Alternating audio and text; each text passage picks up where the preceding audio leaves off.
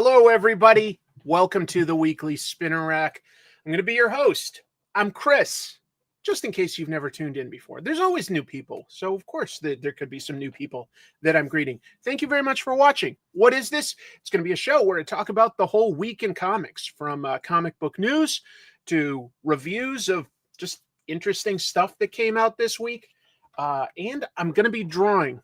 I'm going to be drawing tonight for sure because I want to start a new feature, Fast and Furious Chick Tracts. That's my idea for tonight. Is at the very end, I'm gonna start drawing the word of Dominic Toretto, combining my love of bad movies and drawing. But you know that every once in a while we get the privilege of having a guest, and tonight is no exception. I'm excited. This is an artist and writer who you definitely have seen. I mean, he's co-creator of Killadelphia, had 2-year run on Spawn, does plenty of variant covers, has a really, really interesting artistic background, has a current project up. Folks, please put your virtual hands together for our guest today, Mr. Jason Shawn Alexander. How are you, sir? I'm great. Thanks for having me. It's my privilege and my pleasure. I gotta say, having 3 first names, I am constantly at risk of switching the order.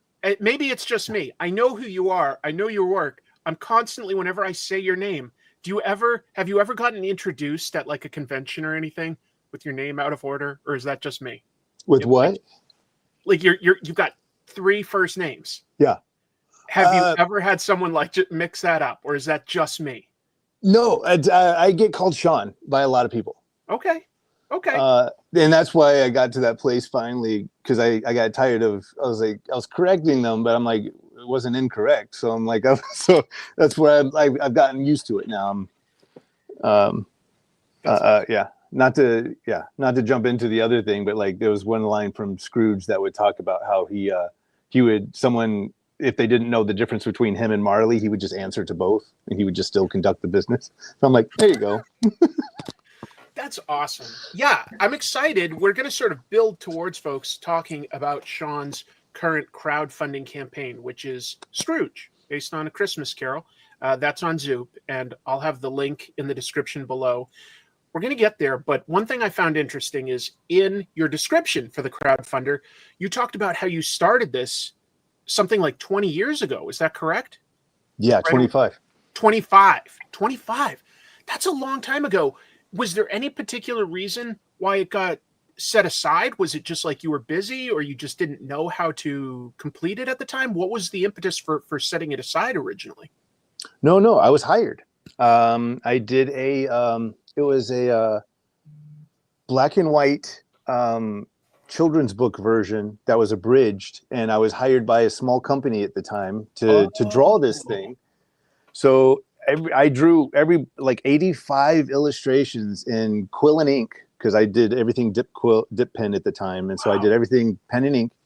And inevitably, there was a pause on the publishing, and then the company went under. It got sold, and then the company that bought it for totally different reasons and another property. And then I just followed this online for a few years, and then there was just nothing about anything ever for like another decade.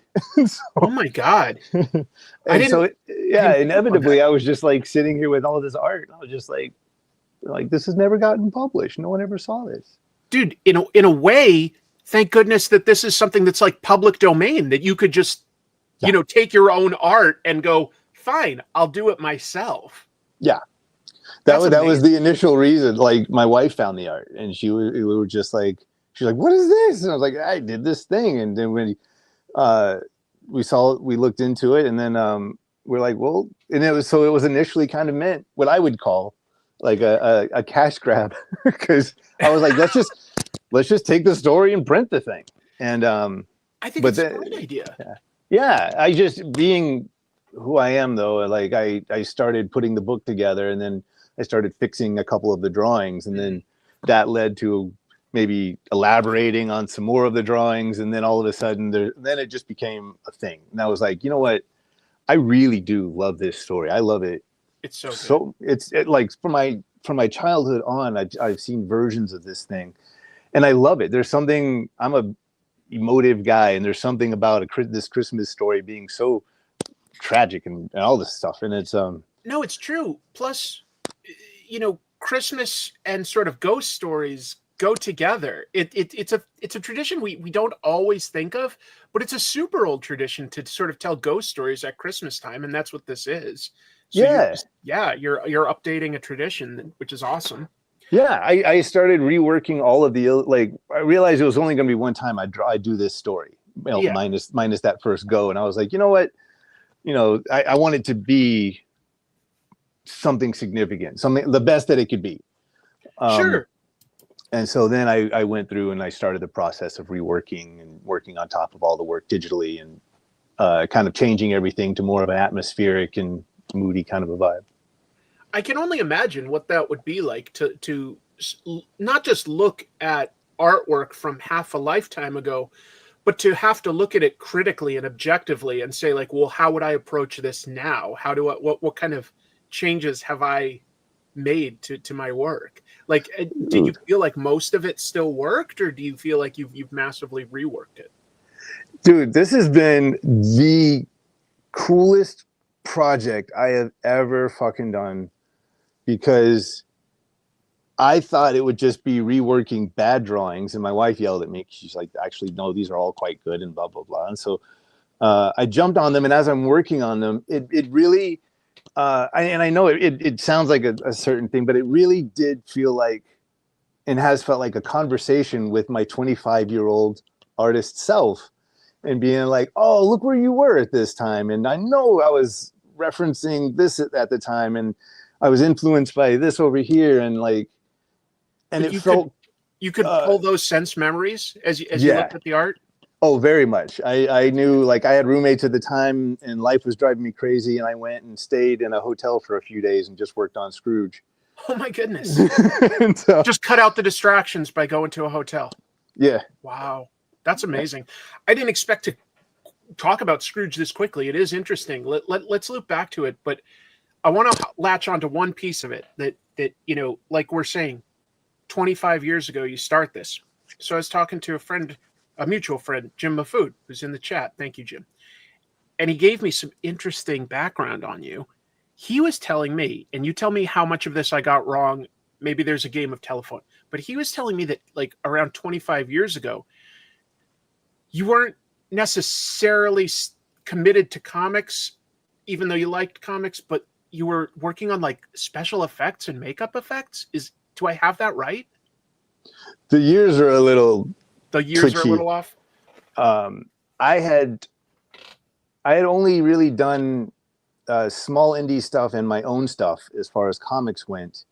And then there were these illustration books coming along, and I started doing those. And at that time, I started meeting guys like, I moved to North Carolina, so I started meeting guys like Kent Williams and George Pratt. And then I was starting to learn how to be a painter. And so I'd been dedicated into comics, but, like, comics didn't seem to be dedicated to me at the beginning. And so I was definitely all over it was all throughout my my junior high and high school life, when I wanted to really be the next Tom Savini and Dick Smith and all those guys. I like working with stuff like latex and stuff like that. Were you, like, actually, like, creating 3D, like, masks at any point? I was at that early stage. Yeah, I was sculpting with the clay, and I was doing appliances and all of that. I love special effects and makeup so much, and now I have a couple of friends that actually used to do it. Chet Zar and Adam Jones used to work for significant studios, and anytime they talk about it, I'm like a kid. I just sit there. I'm like, cool. Really? What? You do what? But in the comics work, I, like, weirdly enough, every gig I've ever gotten, I tell the colorist, don't worry about the blood. Don't color the blood. I was like, I'll handle the blood. It's literally my only, it'd been like my only outlet to being the special effects artist. So I'm like, Killadelphia and everything else, I'm like, I'll draw the blood the way it seeps, because I don't like the way it gets drawn and colored, and I want it to look real. And I realized, like, I just need to kind of have it as a hobby and do this in my spare time. But I love it. That. But I do wonder, like, I mean, if you were originally like doing some sculpting and stuff and working in 3 dimensions as compared to like exclusively more 2 dimensions, like painters and artists do you feel like that some of that like knowledge translated and being able to think 3-dimensionally? I feel like it would have to. I guess it would have. I genuinely haven't considered that. I really look at my time. Like sculpting was. That's fair. I don't want it to be dismissive, like means to an end, but like I wasn't considering the 3D aspect of it. I was considering, does this look right? Like, but yeah, your educational background though, you like had studied more fine arts, is that correct? Like, no, I'm self-taught. You're self-taught? Yeah. Got it. But High you school. did spend a period when you were with like Kent Williams where you were working more on paintings, or you were always working towards doing like comics? I got into comics. Oh, I was dead set on going to. There was a school in Florida for makeup, and I was already ready to apply. And then, goddamn, Todd McFarlane came out with Spider-Man, and I was like, "What?" I remember that. Is that part? What is this part of comics that I? And then all the image guys before they were the image guys blew up, and I was just like, "Wait." Something's happened that's way prettier than the 80s comics my brother was giving me and all this other stuff. And I'm just like, wait a second. And that stuff just blew me away. And I was like, I want to draw. That's so cool. I totally understand that, like that impulse. Like I just want to like do what I see here. Like, yeah. God, that stuff was gorgeous. 90, 91 guys like McFarlane and Liefeld. I mean, at the time, I was a fan of all of those guys, Liefeld and Lee, and yes, Will's Portatio. I loved them all. They were so exciting at the time. What a beautiful time, Silvestri killing it on Wolverine and all that stuff. It was just, oh my God, that was one of my absolute favorites. And I look back and I still think he's a fantastic artist, but that is my favorite era of Mark Silvestri, is his Wolverine run with Larry Hama. I just love the work there. He's like the closest thing to a modern day Buscema. Yeah, I could see some of that. That's fair. Because of he's got a certain way of like hatching and feathering for like showing some of the musculature. I see a little I think his line had this kind of staccato energy to it, but then also like his action and all of that just blew me out of the water. And I mean, and I think he was following up like after like Buscema started the book. There was a great 6-issue run inked by Sienkiewicz that Buscema did, and that I didn't even know who the hell Sienkiewicz was when I picked those up. I was just like, "What is this? Why does this look different?" And I'm just like, I just fell in. I didn't know at that time. I didn't even know the difference between like what an inker and a penciler did.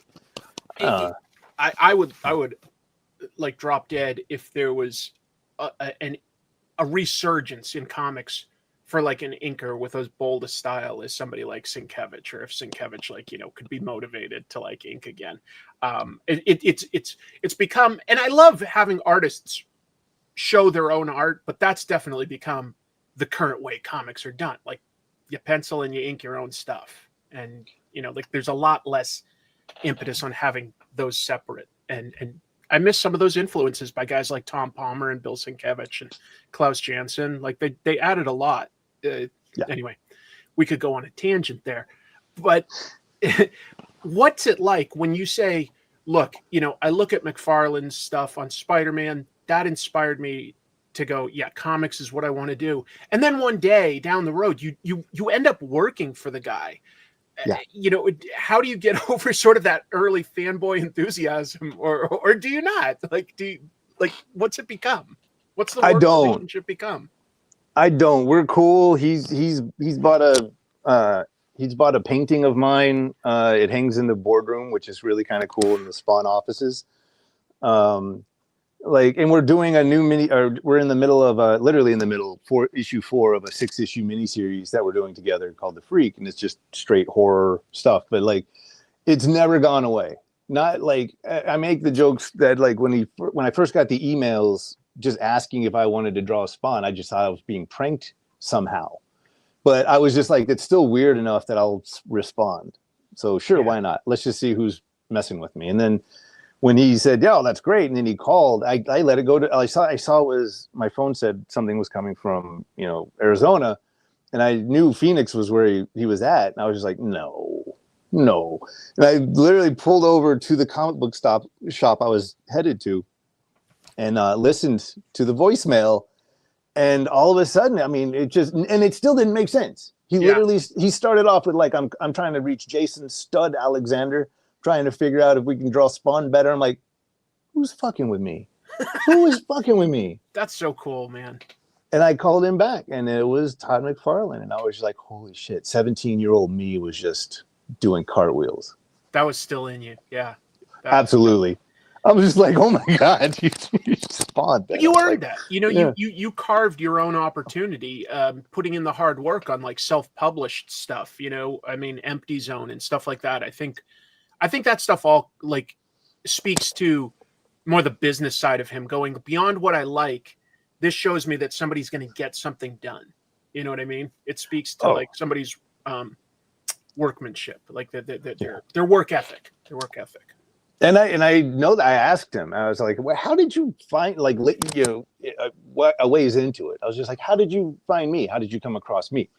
And you know, this is for anybody who does a book, and even if it doesn't do gangbusters, like there's still a reason that you did the book. And so he was like, it was your book, Empty Zone. He goes, I wanted somebody to take over Spawn and start making it look more like a horror series instead of a superhero thing. So I'm going to go through Image Guys first because it's my company. And so he's like, in one of the books was Empty Zone. He's like, this guy would draw horror. And I'm like, yeah. So it was, I love that. I loved even more that I got tapped by Todd because of my own book. I thought that was cool as shit. That is very cool. It is very cool. You've proved yourself, in my opinion, but that's really, really exciting. And now you're still doing stuff with Image, like, you know, I think Killadelphia is killing it, basically. That's got to be exciting to see that beyond doing well as a comic, that, you know, there's interest from Hollywood and other people are taking notice. Are you working on anything Killadelphia right now, or I don't know how many things you can do at one time? Too many. We took a hiatus on Killadelphia at issue 35, 36. Yeah. And he and I we actually have a secret script working out for a whole other project that we've been playing around with that looks like it might get greenlit pretty soon. Okay. But then also I think probably at this point next year we have plans to come back and do a kind of a wrap up and a finish arc for Killadelphia. That's exciting to hear.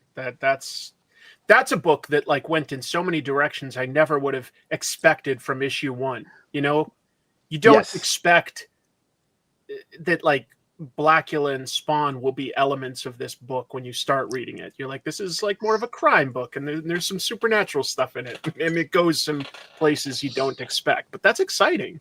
Yeah. I love that book. It's impossible to describe as a vampire book. Like it's so much more Sandman than Salem's Lot. That's an interesting way to look at it. Thank you. So let's talk about Scrooge just a little bit more, because this is the campaign that we've got up now. I'm curious. You've been working so much in comics, but this started more as like, illustrations for a book. So is that ultimately the format that this will be? Will there be text accompanying it? Yeah, this is like an adult children's book. There's a page of text and an illustration for 200 pages. There's a page of text and an illustration. How many pages did you just say? I didn't quite catch it. 200 total. Wow. That's amazing. Yeah, again, over 80 illustrations that I went back and cleaned up, and then the original text from Dickens. I'm curious about like this. When you're doing those illustrations, how do you feel about like the overall pacing? Because of course that was originally written as a serial, in some ways like a comic book. You know what I'm saying? Like they were released like as chapters. Did you feel like it moves at a good pace? Like that there's always something new? Oh yeah, dude. Like, there's no fat on that thing. Like that's what I was thinking. Yeah. When you sit down to read it, and I hope if people are interested in the book, and if you haven't read the original yet, wait and read this one, because I hope the images really just work with the text and all of that. But since I originally did it with an abridged version, I went back in and read the full version. Yeah. When I was started to do these, and I called my wife, and I was like, I this isn't a children's book. And she goes, what do you mean it's not a children's book? I was like, not unless children just like ghosts and regret for Christmas. Regret. Famously, something children love in like their cartoons and stories is regret. Something you know lots of by age 8. Right. I'm like, there's some really mature, and it gets even more so near the end. I'm just like, but I was like, I also didn't realize it was so beautiful. I didn't realize the text was so goddamn good. And I mean, I could still look at that first page over and over again. I mean, you're looking at a Christmas story, and the first line is like, Marley was dead. Like, we need to you need to understand before moving forward that Marley was dead. And I'm like, why are you establishing that so hard? I know. I loved it. I think it like, that's just a story. It's been like told and adapted so many times, but I think it's like Shakespeare or the Bible or something like that. You know, Dickens just had a way of like getting straight to something people understood and related to. And that one, you're right. Like it's dark and it's sad, and it just makes that like ending so cathartic. Oh my God. I can't wait to see what you do for adapting like sort of the very climax and finale. That's exciting to think about. No, good. You saying things like that makes me even more happy, because there's kind of a formula, you know, in the way that things are laid out. But I let the designer know, and everybody was like, when we get to this certain part, you're going to see the formula start to break up a little bit, because I need it to be as impactful as possible. Yeah, so, I would think that would be a huge challenge, because it changes tone a bit by then. By the very, very end, the tone is different than, say, the middle of the story where you've got ghosts showing people like a life full of regret and lost opportunities and stuff. It's just, yeah, very, very cool. It's written in a way where you can be all full, like when everything at the end, and he kind of has his change of ways. But so I wanted to do as much as I could with the written word and the images for this book, because the movies had already done it for me so many times. Sure. You know, from the Albert Finney 70s one to Bill Murray and Scrooge. I'm like, by the end of it, I'm just bawling. I know. I get it. Yeah, very touching. Exciting to see this. And I think it's something that obviously has similarities with comics. I mean, we've got like illustrations to accompany a story. And yet, you know, there are other artists who've done stuff like this before. I mean, I'm thinking of Bernie Wrightson on Frankenstein, for instance. You know what I'm saying? Like, it's interesting seeing somebody try to distill a story beat into, like, you know, one essential image. You're sort of capturing a lot of story in like one thing, which is as compared to being able to spread it out over panels and stuff. So I can only imagine, like, you know, like what goes to the creative process there. Like, do you sort of let yourself go, okay, I can't capture everything and I have to let that go? Or do you just feel that like you can capture just about everything on a page with one image? What's the process? I feel at least I can give it the best go. I feel like, especially when books, or if books have like shorter chapters or what, I'm literally working on another novel right now, or illustrating another novel right now.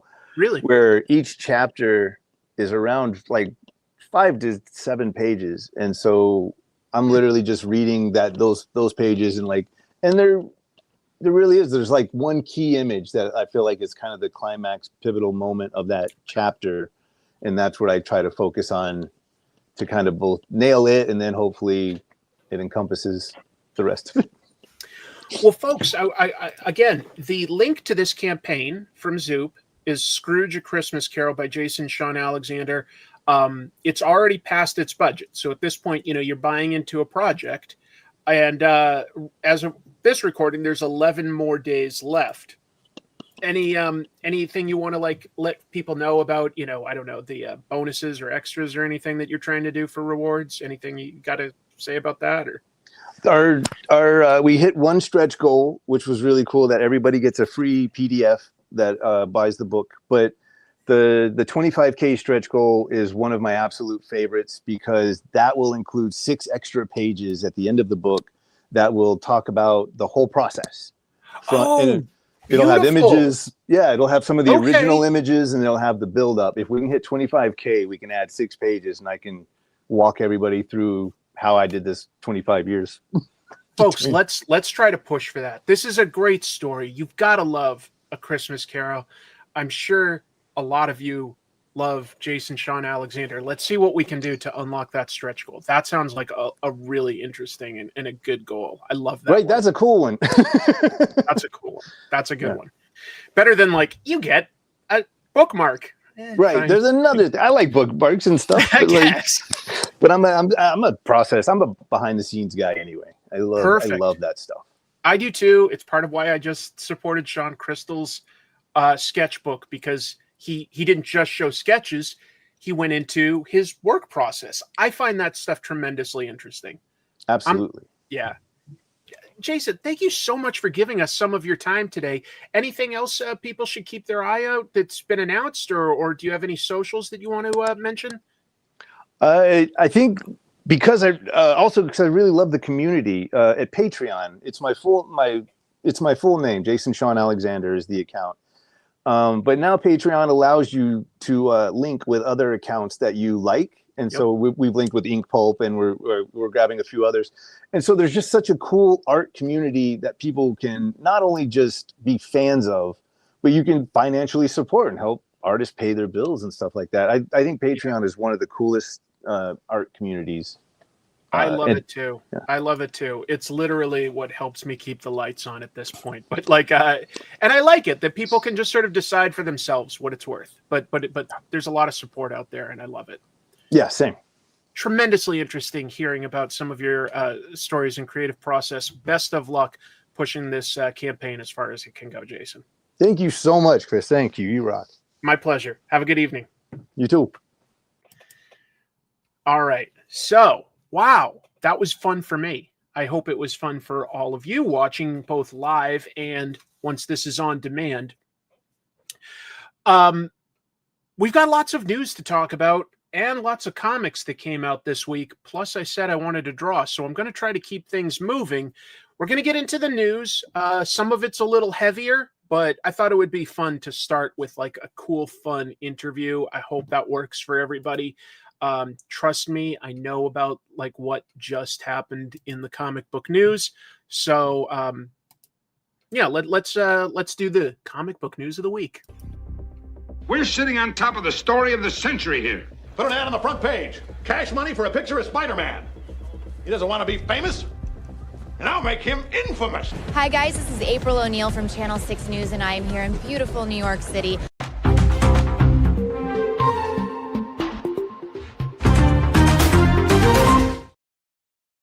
All right, everybody. So, I wish we could start with something happier. I've got some news I want to talk about that I don't have in my document because this is something that literally just happened. Let me bring something up. I've got something I want to add here for sharing some media. Share screen. Yeah. All right. So that is me and the great Jim Shooter. And unfortunately, I have to say it's the late, great Jim Shooter. Jim Shooter has a tremendous amount of history in the industry. And just last week, he announced that he wouldn't be attending any more comic book conventions for the foreseeable future. And sadly, it's basically what we suspected. His health was poor, and he has passed away. I don't know exactly what, but I just wanted to say, Jim Shooter was a guy I found tremendously interesting. I made an episode about him on Comic Tropes back in the day, and I talked about a lot of the criticism that he had because, he was, I'll say prickly as, a manager, right? He had a very specific way of saying things got done. But on the other hand, trying to be positive, because there's a lot of positive things you can say about Jim Shooter. he made the trains run on time. And I say that in the best context possible. Like Marvel, without Jim Shooter, could have easily gone out of business. And I know that's sort of hard to imagine because Marvel is big, and they were big going into the 80s, but they were chronically late. They were always doing fill-in issues. If you go back and read a bunch of Bronze Age stories and stuff, there were fill-ins and months where the book didn't ship on time. And that's the death of a comic book publisher. Jim Shooter got things to run on time. And he has an absolutely fascinating history. By the way, let me just say, like, Steve, I saw that you posted it. I was just focused on the interview, but thank you so much for the super chat and pointing it out. It is sad news, but 51 to 25, it's a pretty good run, all things considered. I mean, you always hope for more, but that's pretty good. Yeah. So here's another super chat. And again, thank you, Steve. But that is something that I want to mention is, boy, was he a storyteller, not just in comics, although obviously that's where his skills lay as both a writer and an editor. Keep in mind, he was also a penciler. This is a guy that if you got time with him at a convention, he would talk to you forever. Like, I've got this photo here. I talked to him 2 or 3 times in the last few years, and each time was literally close to an hour. He told me so many stories about his history and the industry. Just a really fascinating guy. He started work basically the tail end of what I'd call the Silver Age when he was only 15. He sold a pitch to DC and began working when he was 15. And he worked under, since I wasn't prepared, I don't have my notes, but I believe he started under editor Mort Weisinger, who was notoriously difficult, like created some great comics, but really rough on his employees. And he was apparently pretty mean to Jim Shooter. And I think that Jim Shooter, because he was still such a young, impressionable age, he had like a good 10 years for his brain to keep forming before you sort of lock in your personality. And I think a lot of that was put onto him, like that way of managing things. It got stuff done. It got a lot of great comics out. I love Secret Wars. I've talked about that. That was Jim Shooter. I didn't love Secret Wars 2, so nobody's perfect, but Jim Shooter created a lot of great comics. And it is sad to me that he's gone. Yeah, here's a great comment that I should say. He returned Jack Kirby's original art. Yeah. And he also started to give artists and writers royalties. People were talking about creators' rights a lot, but Jim Shooter really did advance that. He didn't make everything perfect, but he made it a lot better than it was. Let's see. Dave, thank you for being here. Shooter told me a story about how he bought a page from Frank Miller during his Daredevil run to help him pay his rent. So really, really amazing guy. Really amazing guy. And we're all a little poorer for the loss of that institutional knowledge that he had. We've already lost just about everybody from the golden age of comics. There's only 3 or 4, literally at most, people from the golden age still alive. And unfortunately, a lot of the people that were in the silver age are starting to pass. So it's tough to lose that institutional knowledge. Comics is sort of slowly becoming a long history here in America. There was a point in time, if I had tried when I was young, I could have met all these greats that I love. I'm always jealous of, for instance, my friend Jim Mafood. As a teenager, he got to meet Jack Kirby. He's got a photo with him, which I think is just such a cool thing. And I could have done that, but I didn't know enough. And anyway, let's just appreciate who we've got while we've got them, right? Let's just do that. Let me get into some more news, though. I've got some notes for various things. Let me pull up a different document. I'll pull up this guy. Thanks for letting me talk about that, though. I wasn't expecting to, so I was just giving my extemporaneous thoughts in the moment. All right. What do we got first? Here's kind of a crazy bit of news, but I think it's hopefully good. The Akira movie rights are currently back with publisher Kodansha. Let's get into that. So, Warner Brothers bought the rights to adapt Akira into a live-action movie all the way back in 2002. So, over 20 years, they've held those rights. But there was a reversion clause. They didn't get anything into production, and those have reverted to Kodansha. So that's good, I think. This is, I mean, over 20 years. This is a big development hell type Hollywood story. There's probably a documentary to be made in just the abortive attempts at turning this into a live action Western film. But it's had directors like Stephen Norrington. That movie, League of Extraordinary Gentlemen, torpedoed that one. Albert Hughes. I don't know how exactly to pronounce this French name, but Jean Collet Sarah, and most recently Taika Waititi was attached as a director. You're probably aware, and if you're not, I've got one of my favorite episodes that I've made on comic tropes is about Akira, but the manga started back in '82, and the writer-artist Katsuhiro Otomo also directed the anime film adaptation that came out in '88. Both incredible, impeccable. Otomo, just beyond great ideas, great artist. Some of the most detail you'll see in either anime or manga. Really, really beautiful.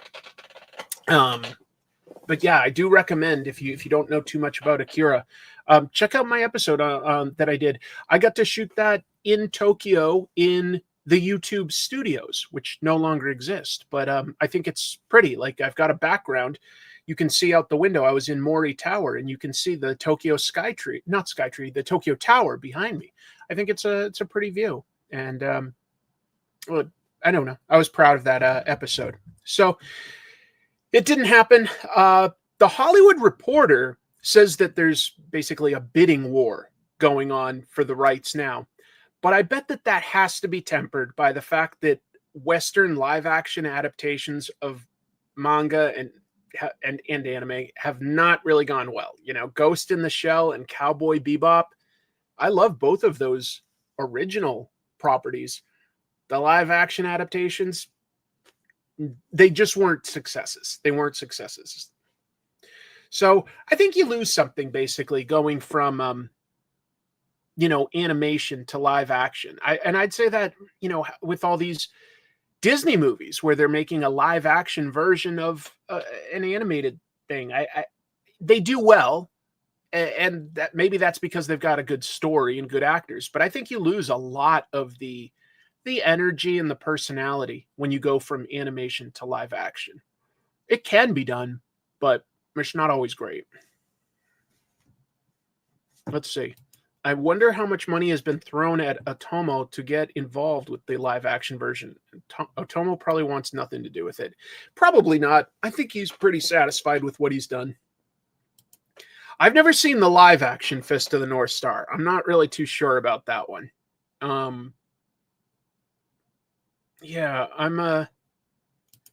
That's a fair point. You know what? I sort of forgot, but One Piece on Netflix, pretty good reviews. That's doing pretty well. And Alita, I saw on a plane. I didn't think I was going to like that one. That was a pretty good adaptation. So that's true. I guess it can be done. It can be done. That's a good point. Oh, cool. Super chat. I love those. They feed me. Let's see. I just can't see a live action film coming anywhere close to touching the Akira anime. I think to do it, you'd need a big budget. Realistically, you probably need more than one movie because the anime already condenses a lot. And I don't think you could condense that much in a live action version. I think it would need at least 2 movies, at least. And I think you'd need a really good director with a good visual sense, somebody that can make, like a Blade Runner, something with a real distinct visual style. And I don't know how many artists that are directors can do that. Edge of Tomorrow, that's a fair point. Keep in mind that was a light novel first, and then it got adapted into a manga and then, a US movie. But that is a good point. Yeah, the trick there is like the budget would need to be pretty darn big. Anyway, we'll see. My classic catchphrase is back. We'll see. I'm going to stick with some manga type news. This one excited me. One of my favorite manga, and I haven't read all of it, so I am going to pause and pick it up in this format now. Dark Horse is releasing Lone Wolf and Cub in those deluxe hardcover editions that they make. So yeah, this just got announced this week. If you don't know, it's created by Kazuo Koike, Goseki Kojima. They created the samurai manga genre, in my opinion. They perfected it. And so volume 1 of the deluxe edition arrives this December. Pretty darn cool. That's a good point that EJ has here, where you adapt an adaptation, and at a certain point, you're probably going to lose something. Thank you, Rob. Super Chats feed Chris. Buy him an appetizer, everybody. One day I just come in and I'm all bloated and I'm like, oh, channel's doing well. I ate pizza. Yes. Dana Lewis is the translator. That's always nice to give a shout out to the translators. Yep.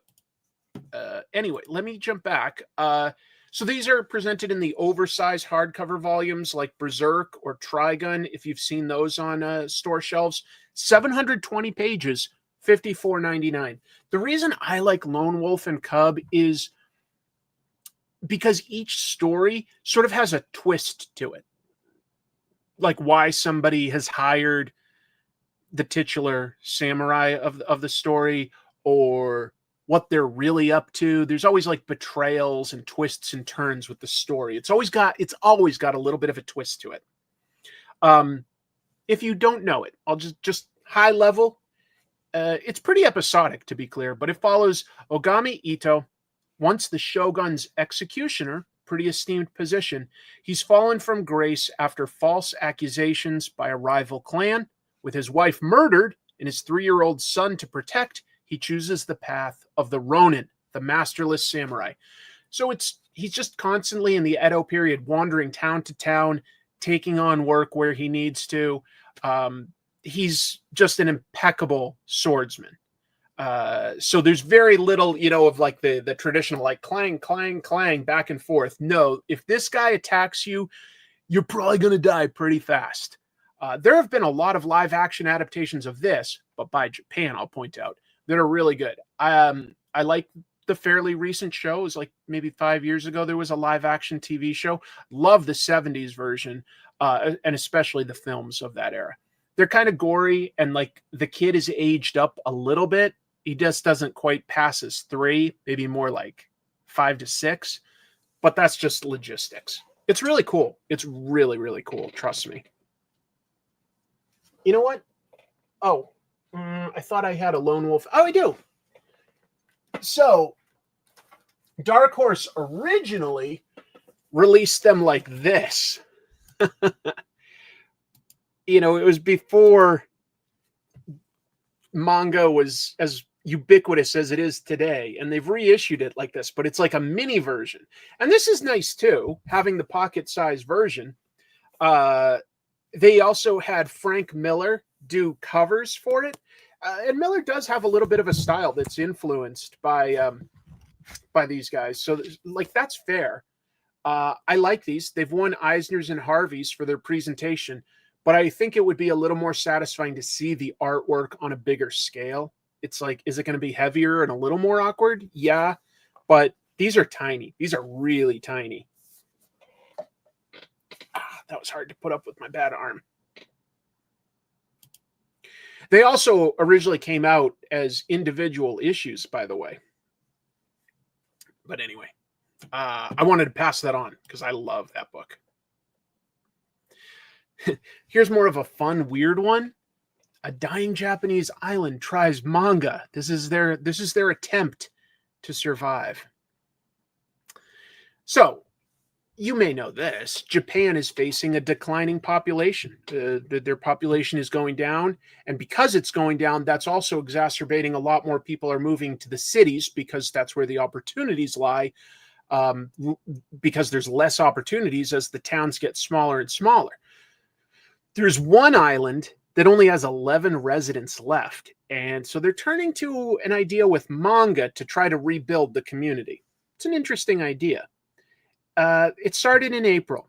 The news I just saw this week. It was in a Chinese newspaper. But anyway, in April, the half square mile island of Takai Kamishima opened a dedicated manga school. It occupies the island's former elementary and junior high school, which had shut all the way back in 2023.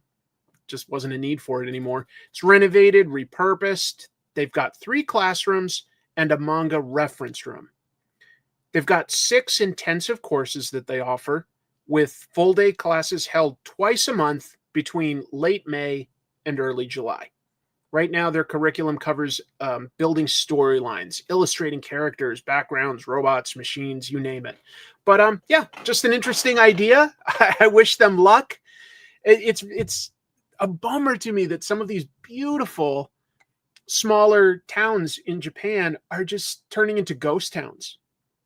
So you could buy a house for a really good price, but if you don't speak the language, you're probably going to have a really hard time, getting work and finding, groceries and stuff like that. What else we got? Some new Invincible Universe compendiums. EJ, you still in here? EJ is the artist on one of these, co-creator. So Invincible's compendiums continue to be big sellers. It certainly helps that there's an animated show on Amazon to support it. But, those huge compendiums for Invincible and Walking Dead, but I'm talking about the superhero stuff by Kirkman right now, those sell really well. And they're releasing 2 new omnibuses of characters that are in that shared universe. So these have never been in compendium omnibus form before. Both of these characters, I guess, appeared in season 3 of the animated version. I haven't seen all of season 3. I knew Tech Jacket was in there. I didn't know Wolfman was, but apparently he was. EJ, we all love you. You're the best. So Tech Jacket includes the original 8 issues plus Tech Jacket Digital 1 through 3. Those are all drawn by EJ. As long as I'm remembering that right, I'm pretty sure they were, right? And it was a while back that you guys made this. It also has the 12 issues by Joe Keating and Carrie Randolph. And obviously this new cover by EJ. So that's pretty beautiful. I haven't caught Revival yet. I do want to, but I haven't had time.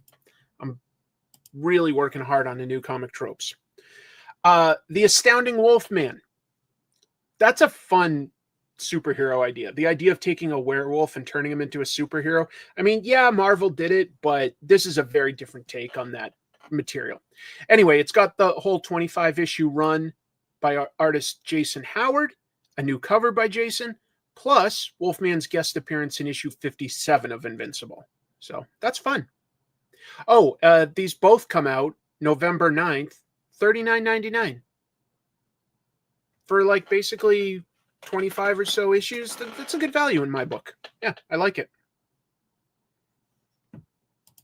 I'm waiting for the colored Walking Dead compendiums. They probably will do that someday when they finish the deluxe run. They'll probably wait for the whole deluxe run monthly to stop. But yeah.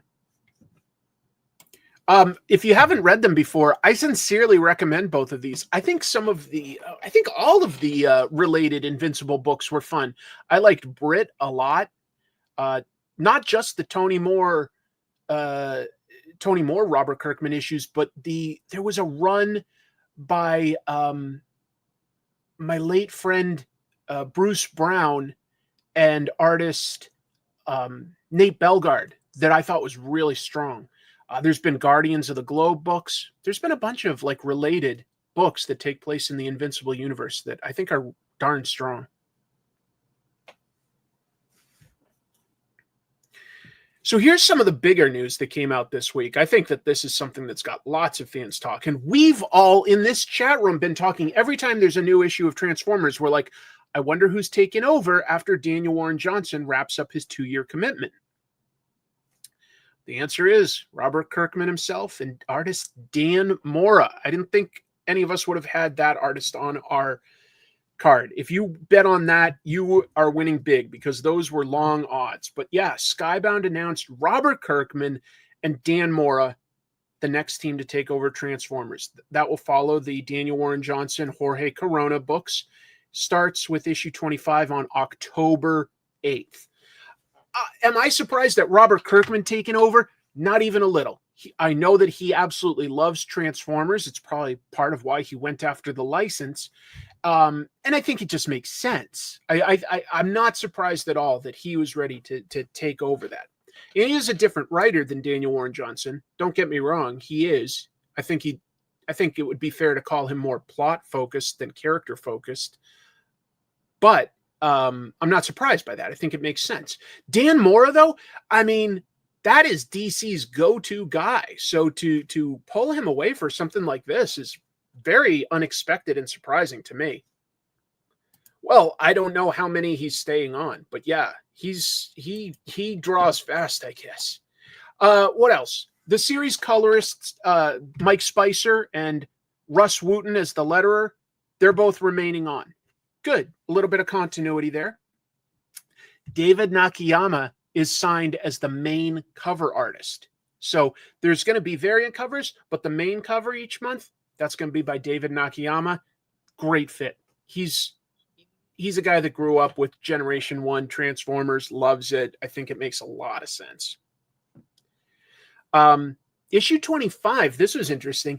It's also going to feature a backup story by Kirkman with Jorge Corona. It also will have a variant cover by Daniel Warren Johnson, even though he's not writing.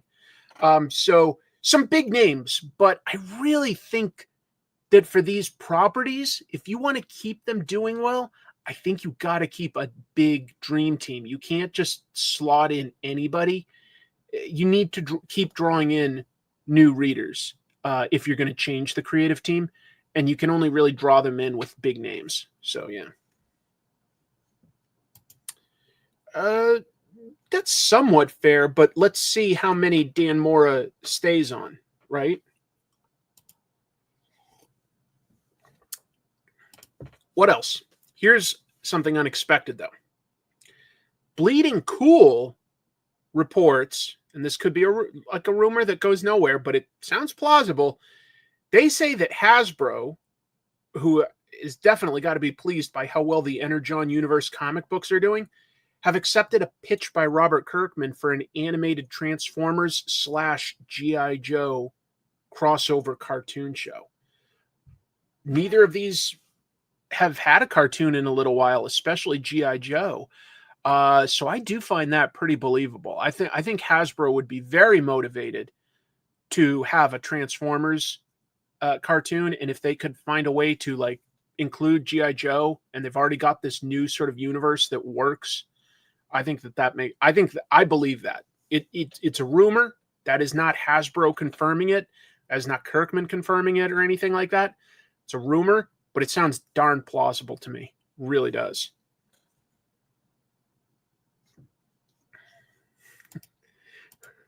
I like this. Yeah, at the very end, you're right.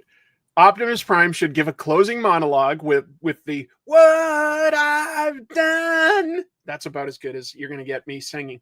But have you ever noticed at least the first 3 movies, maybe the first 4, all end with Optimus Prime basically inviting more people to come to a planet that isn't technically his planet. He's like, "Autobots, we may find that we are different from humanity, but at our core, we find the same beating heart, the same values. I implore you, come to Earth. It's really nice here."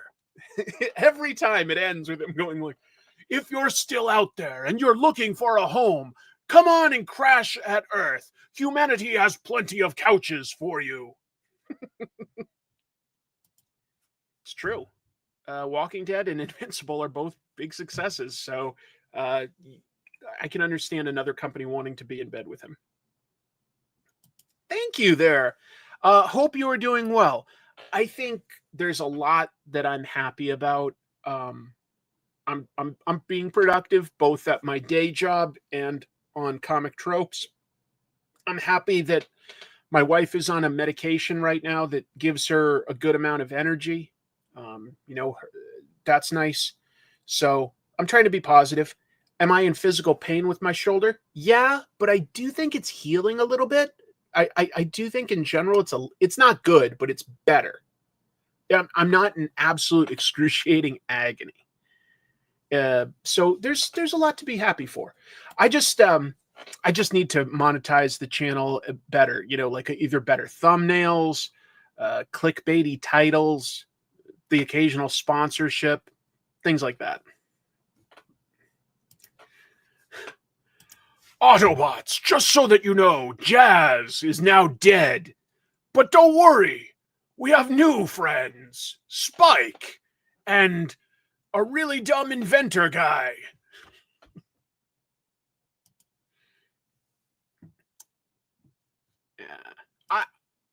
I think I may be at a point where I like Transformers right now as much as I did when I was basically in something like 3rd grade and they were coming out. So I really like the comics a lot right now. I hope it continues to be great. Speaking of Daniel Warren Johnson, Ghost Fleet is getting a movie. How many of you are Daniel Warren Johnson fans enough to have read The Ghost Fleet? I hope a bunch of you. Ghost Fleet is pretty cool. It's also Donny Cates. So yeah, Stephen, and I'm not sure how you pronounce this. I'll say Capel, Stephen Capel Jr. He's the director of movies like Creed 2, Transformers Rise of the Beasts, both pretty good. He's now set up his own production company, and his first project with him as director through his production company is set to be an adaptation of the comic book The Ghost Fleet. It's based on the Dark Horse comic by Donny Cates and Daniel Warren Johnson. If you haven't read it, just a little bit of an idea. The comic came out back in 2017, and it follows some special government agents that transport dangerous cargo, and they get drawn into this big conspiracy. But if you're wondering why Daniel Warren Johnson was chosen to draw Transformers, it's because this proved that he could draw big rigs and make them look damned cool, just to be clear. Well, I do understand what you're arguing there, Mark, saying that I shouldn't have 2 channels. Here's the thing. I used to do live streams on the main channel, and it really brought down the views on the regular Comic Tropes episodes. So I do this more for fun on this channel, and whatever I get, I'm happy with. I have considered sometimes maybe having them as one, but live streams get less views than edited videos, and that confuses the hell out of the YouTube algorithm. Whatever you've put up last, it says, okay, that's probably what the next video will do. So, this got maybe 3,000 views. Okay, we'll spread the word to about 3,000 people. Or if you have a video that does 30,000, 100,000, 400,000 views, they're going to push it out to that many more people. So it's an algorithm thing. I'm pretty sure you can still get the trade paperback on Amazon for a regular price. I'm pretty sure. So and ask your comic book store. Maybe Dark Horse still has it available to order. They may. The reason it's kind of cool these days is it's an early look at Donny Cates and Daniel Warren Johnson before they sort of grew to the popularity that they have now. So I think that's interesting on sort of an evolution of the creator level beyond the story itself. Agreed. So that was a surprise to see. Speaking of movie/comic book crossover stuffs, oh boy, enough to afford a sugar-free Mountain Dew Baja Blast. Thank you, Steve. I appreciate you. I appreciate that very much. I do need to get some Mountain Dew. Having coffee tonight. That's nice too. So, But yeah, talking about comic book / movie stuff. Ninja Turtles. IDW has confirmed some details for Tales of the Teenage Mutant Ninja Turtles. It's going to be a 3-issue comic. It's going to be based specifically on the Paramount Plus 2D animated continuation of the Mutant Mayhem movie. So you could say it's an adaptation of Mutant Mayhem too, but you know, there's some stories in between. So it's building off of that. It's going to feature the comic book debuts of writers Mikey Levitt, who worked on the Tales of the Teenage Mutant Ninja Turtles Paramount Plus show for the first story. Each issue will have 2 stories. Andrew Jostra for the second story, and he was part of the production team of the actual movie. Art by Louis Joyce, who recently did Godzilla Skate or Die. So each issue is going to have 2 stories. It's by people that actually worked on this version of them. So that means that they should know the voices of these characters pretty well. Jostra said something interesting. He said that his story will introduce a version of Fugitoid, and that's the robot character that was also created by Eastman and Laird. In fact, that was their first idea for doing a comic together before Ninja Turtles sort of captured their imaginations and took over, and then they just sort of rolled Fugitoid into Ninja Turtles. But Fugitoid was originally one of their first ideas for making a comic together. So a lot of history to that character. This lands October 15th. Wanted to put it on people's radar. Could be cool. I liked the movie a lot. Did you guys? I thought that movie was funny and looked cool. I liked it. Okay, so I made a special graphic for this. There's Diamond Comics saying, I want to play a game. And they've put a stack of comics in a Saw reverse bear trap. And the title is Diamond Holds Comics Hostage. You'd think that this drama with all the different distribution stuff would have ended by now, but no. Fantagraphics, Titan, and Oni have all let retailers know that they're no longer distributing comics through Diamond because Diamond is holding their inventory that they've already given them. They haven't paid them for it, and they've canceled their no cost returns policy. So like these companies that want to get their inventory back, they'd have to pay for it. And then this week, this was announced. Diamond announced that they plan to liquidate all of their consigned inventory, that's all the comics in their warehouse, to pay off their debts to Chase Bank. And I put in like brackets here. Diamond does not technically own these comics. You know, they don't buy the comics and then sell them. They're the middleman, so they're on consignment. You know, they take them, the stores order them, they distribute them, and a lot of times publishers will keep extra copies for reorders, things like that. Here's the one thing. Diamond went through bankruptcy, and they may have had a provision in there. They probably did, but they may have had a provision that says if you don't ask for your inventory back by date XYZ, we get to keep it. They may have had something like that, which doesn't make it like that much better, but it may explain why they've got all this stuff. Bleeding Cool says that they've heard that a number of publishers intend to object to this upcoming sale, but the debtor entity, basically the old version of Diamond, not like the new owners, but the version of Diamond that still has to pay off all their debts, has said that like the objections to the sale have to take place on Monday, July 16th. That is the week of San Diego Comic-Con, where a lot of publishers, like, you know, it starts something like Wednesday night. So by Monday, they've actually flown out. And I'm sure that they chose that date intentionally to make it more difficult for publishers to object to. Isn't that just kind of monstrous from what I'm reading?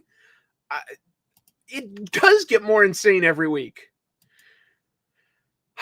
These publishers either want their comics back or want to get paid for them. And Diamond's like, we're not going to pay you for them, but I tell you what we will do.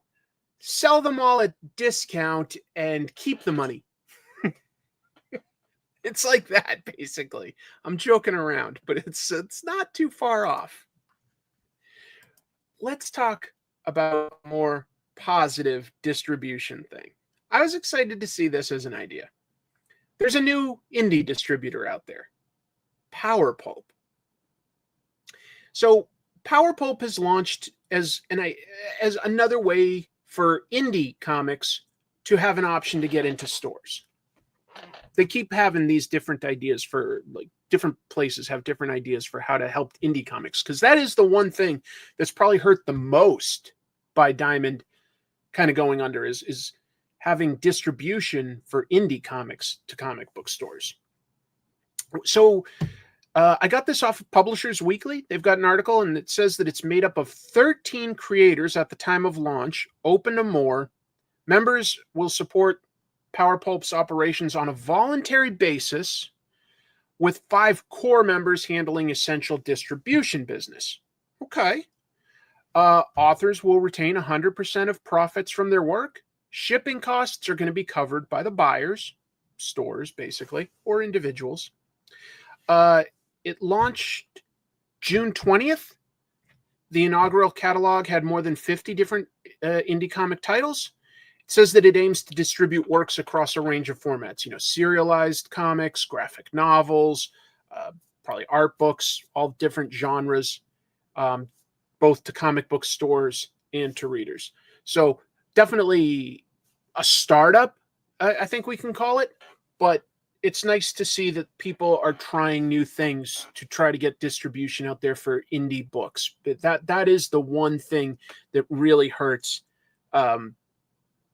with how Diamond is doing. And, for all we know, maybe Diamond recovers in some way and focuses on that niche. But right now, somebody needs to do this.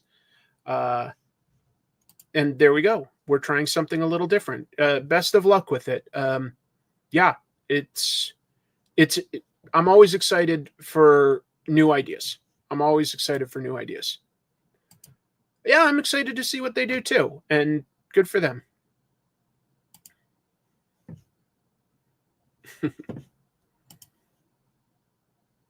Some new Batman creators or Batman comics are getting like top creators with kind of a deal that's not too different from the original idea of All-Star. That I think it's one of Dan DiDio's best ideas. It only resulted in All-Star Batman and Robin the Boy Wonder and All-Star Superman. You can argue the success, certainly financially successful, in All-Star Superman, I think you'd have to agree is like, creatively and critically a success. But All-Star was designed to feature top-tier creators without the restraints of continuity. And it seems like there's a few Batman comics that are going to go for that same idea. So specifically, Tom King announced, first of all, that he was offered to do a 40-page Batman comic, whatever he wanted. They weren't going to be concerned about a deadline, and he could choose the artist that he would pitch to DC that he wanted to work with. Steve McNiven is going to draw his story, and that will be the first DC work he's done, because he's been exclusive with Marvel for 20 years. Really long time with Marvel. Bleeding Cool also said that Jim Chung and Olivier Coipel have been given similar deals, and that Chung has been working off and on for 5 years on his project, Coipel working for 3 on his. I like that idea of giving, like, a big name, like sort of a carve out, and just say, like, do you have a great idea for this? And you don't need to worry about, exact continuity. Just tell a great story. I like that idea.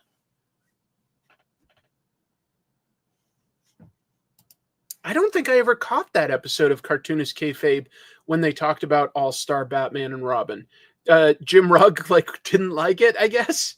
I've always been sort of amused at how ridiculous it is. I felt that was Frank Miller intentionally being kind of weird, but I am open to the fact that maybe I'm wrong and it was just bad. I'm open to that fact, but I think he was trying to be kind of ridiculous.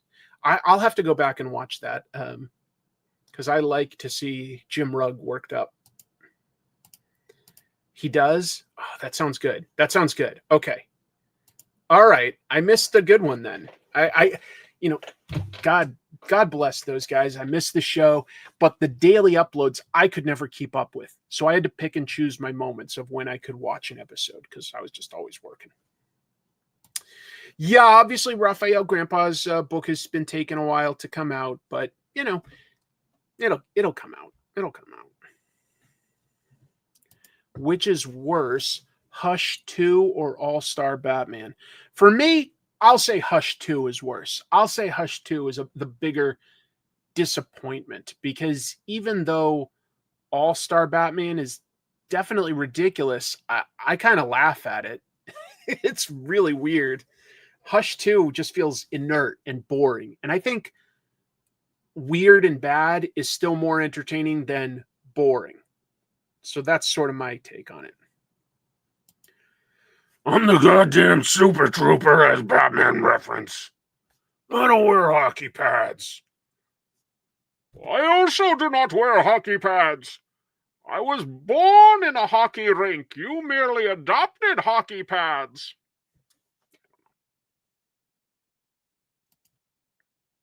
That's all I mean. Like, I'll take an entertaining mess over boring.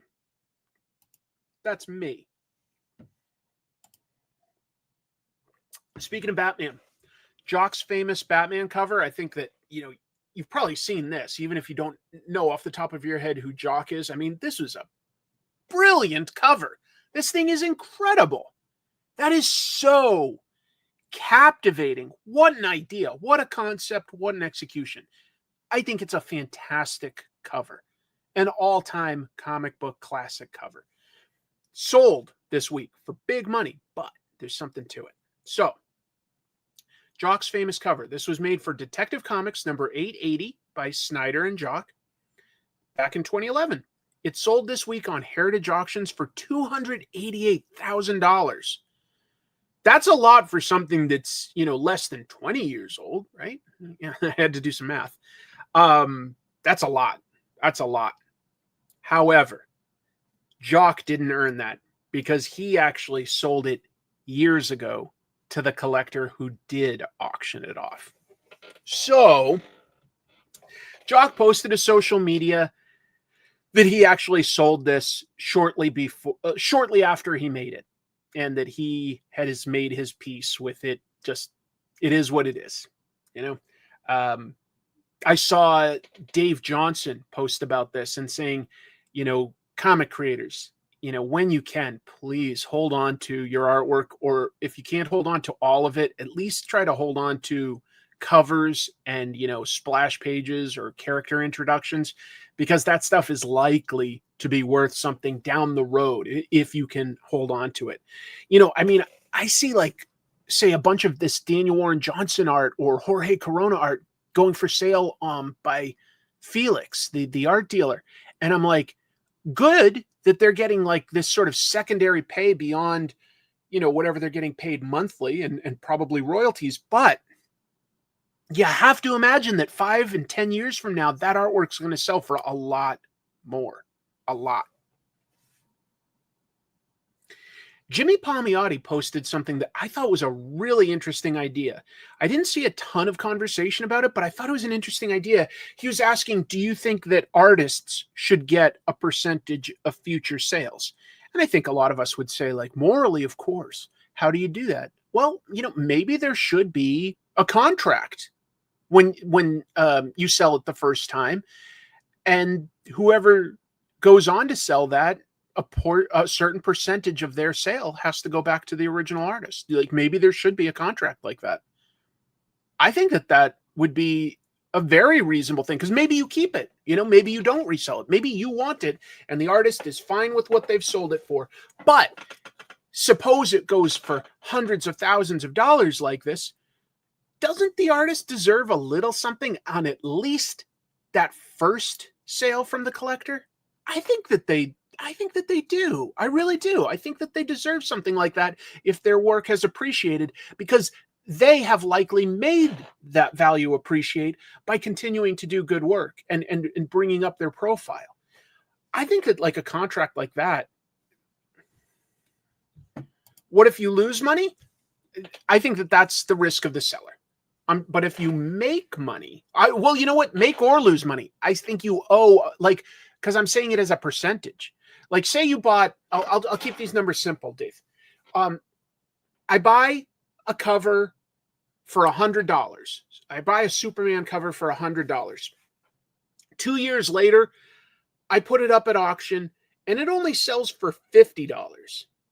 Well, bad luck for me, but first of all, in an auction situation, you've probably put a minimum where the sale doesn't go through if it doesn't go for your minimum bidding price. But suppose it sold for 50 and then the contract said the artist gets 10%. I guess I owe him $5.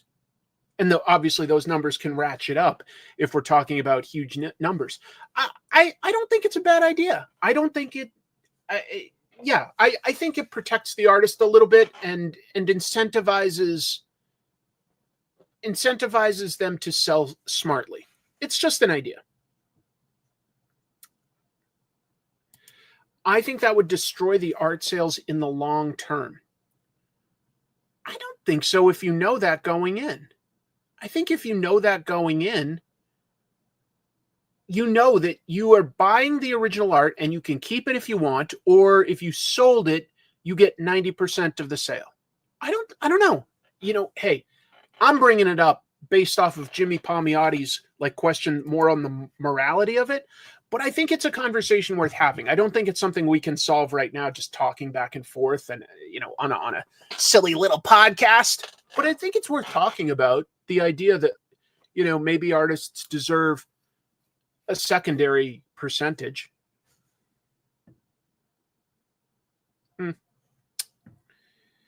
But it's a tricky question. I'm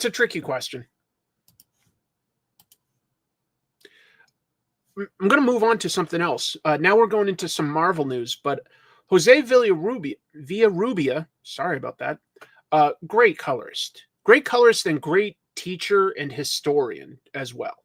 I really admire Jose. But he accused Tyler Kirkham of plagiarism. And I think that there's some nuance to this, but let's see where people stand.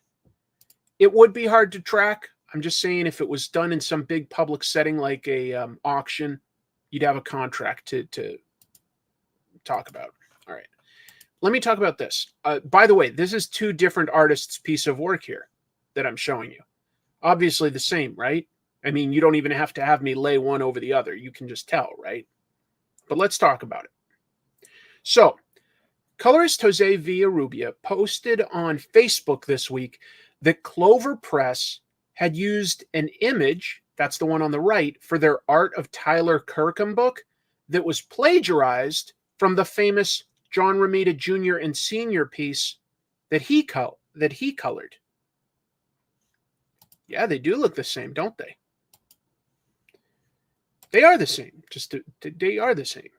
But there's something to it, okay? Kirkham posted, they are the same. But just to be clear, Marvel literally hired me to do a recreation. As to why, I really couldn't say. But he took the job. Marvel said this, and by the way, Marvel does own that. That's their right to have something recreated by a different artist. And Tyler took the work. Tyler also wrote an homage credit here, so it's not like he was trying to, get something by somebody. He says that it's after the Romitas, okay? And I think that that's pretty big, too. When you see it in person, it's not, you can't ignore it. He says, yes, it's after the Romitas. He also says, and this part we don't know, but he says that he told Clover Press, that is not the piece that I think you should use for the cover of my art book. But that was what Clover Press put out. They may have changed it since this. They may have changed it. Villarubia posted on Facebook originally, just because something credits something, it does not mean it is not plagiarized. It is not enough to call something an homage to be one. In any case, ripoff or plagiarized, tomato, tomato. And I understand his argument there. I really do. But I think you need to know, and if Tyler's saying the truth, and I have no reason to doubt him here. Marvel hired him to do this, okay? And so that's that. Villarubia did delete his Facebook post, but he did leave up a similar one on Instagram. So if you want to go and see where the conversation is and where people fall on this issue, yeah, check it out. It's not a simple black and white because it is very weird to me. Like, I don't know why a professional artist would take the work of recreating a cover, especially of somebody that's still alive. You know, if they were like, we want you to recreate this Ditko cover so that we can do digital colors or something like that, I'd go, yeah, I guess I might get that. It's a little weird for the company to ask him to recreate something that isn't even that old, all things considered. It's pretty strange. But Marvel has that legal right. And if you took that job and put a credit there, I don't think you were trying to say, you know, like, I don't think you were trying to get away with something, I guess. As long as that story is true, that Marvel hired him to do the recreation. If they didn't, if that part's made up, then yes, it's plagiarism. And you can't just get away with that by saying it's after this. An homage would be like taking the pose, but not doing a one-for-one. You know, you're changing the characters or something.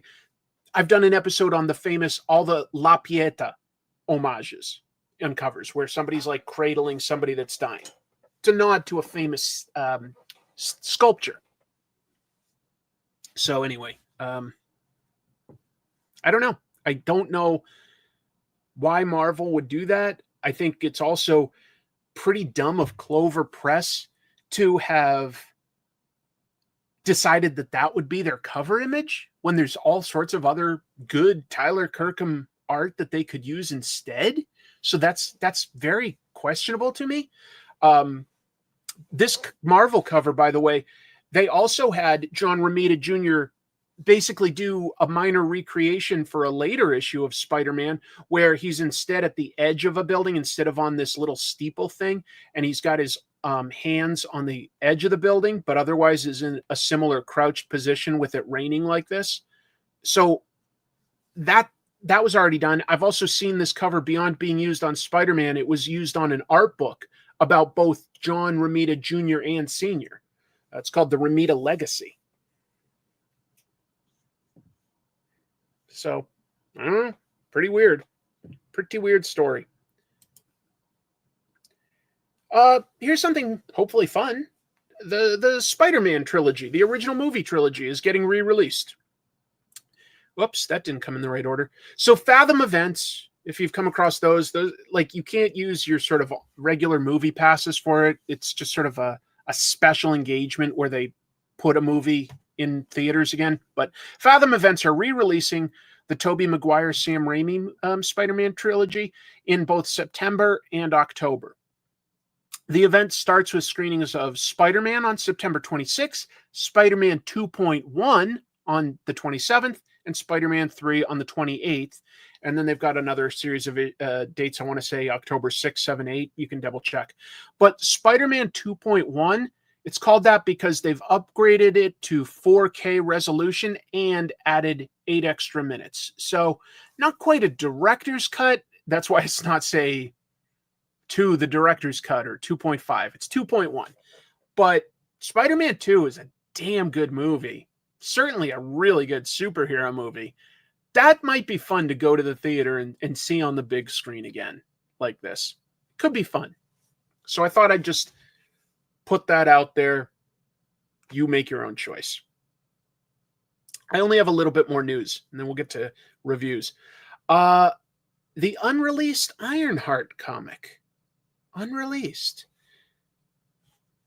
Spidey 2 is top tier. Very, very good. I'm pretty sure I did too. Let's see. So what am I talking about? Marvel originally solicited, these are the original solicitations, a 4-issue Ironheart series. It was going to come out August of 2023. And then Marvel pushed it back because Disney Plus pushed back the production and, of course, release of their Ironheart show. It kept getting pushed back for quite a while. But here's the thing. the show has now launched. No update, like Marvel still doesn't plan to release the comic. That's kind of, but it was done. So the writer of this, Stephanie Williams, posted this week on Threads. She posted on Friday and said, quote, "The Ironheart miniseries that never was. It was canceled due to the show getting pushed back at the time." She misspelled this, but Jim Toe and I were cooking, and she included a bunch of interior art pages. It looks pretty good. It would have introduced a new villain. I want to say the name was Sasha Stain. So like a new like sort of member of the Iron. Oh wait, no, Sasha Hammer, as in like somebody from the Justin Hammer family as a new villain.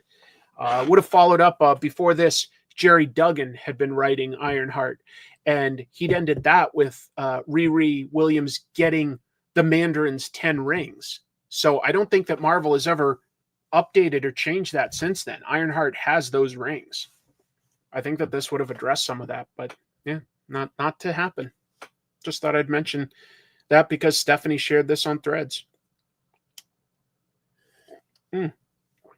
Last piece of news I'll include this week, a first look at Rogue Trooper. It's an interesting design. I like Rogue Trooper. It's a 2000 AD comic. The same people that do Judge Dredd publish it. They publish Rogue Trooper. Rogue Trooper takes place in a future where there's basically a North and a South that are like two warring tribes. A little bit like the Civil War, a little bit like World War II, a little bit just a sci-fi idea. The Norths and the Southers, they're called. And they've poisoned this planet that they're fighting on. So they... the Northerners, I believe, have genetically engineered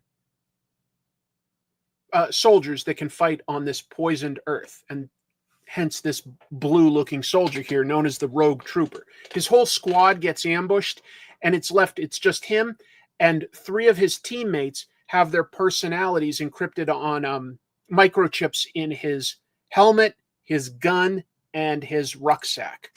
So he can sort of still talk to his dead comrades that way. If you don't know it. So the upcoming movie adaptation of the classic British comic, it's written and directed by Duncan Jones, David Bowie's son. He's made like 2 good movies and like 2 weird ones, something like that. He did Moon, right? Moon was good. I think he did Moon. And I would say that like the one he did with Jake Gyllenhaal was okay. I didn't really care for Warcraft, but I don't really know World of Warcraft very well. I've never played it.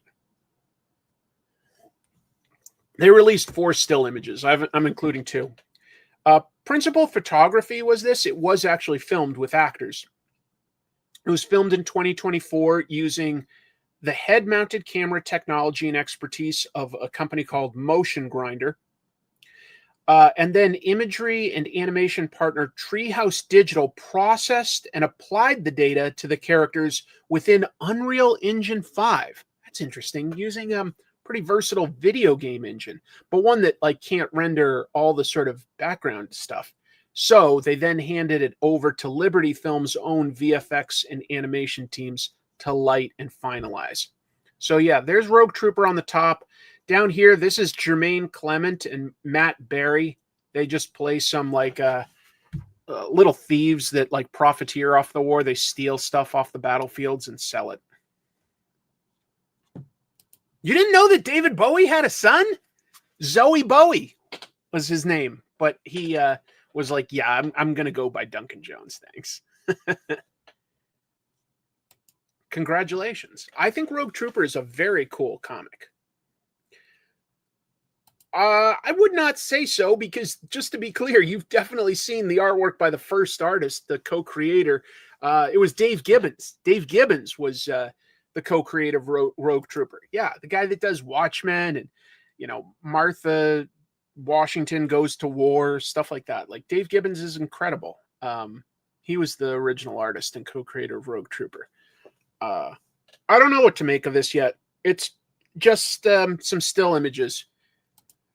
You had me at Matt Berry. That was my impression, I guess, of Matt Berry. New York City. Martha, why did you say that name? Martha Washington is a good concept. If you haven't read the Martha Washington comics, it's by Frank Miller and Dave Gibbons, and they're pretty cool sci-fi books. Yeah. Anyway, I guess that's all the news that I have. Say bye-bye to those guys. It's time for some comic books. So I need to set up my camera, don't I? Oh, that's hard to raise my arm like this. It's time for some reviews. All right, gentlemen, let's review. I think I've reviewed about as much as I can.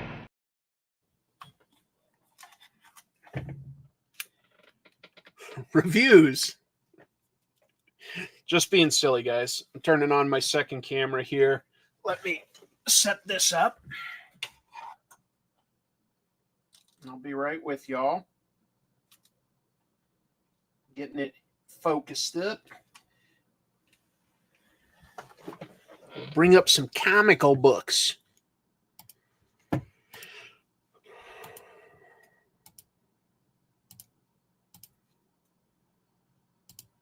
There we go.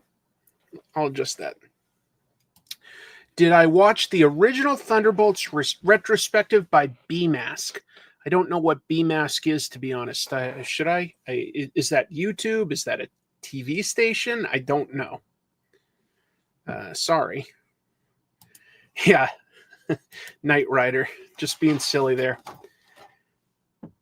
Source Code. I couldn't remember that.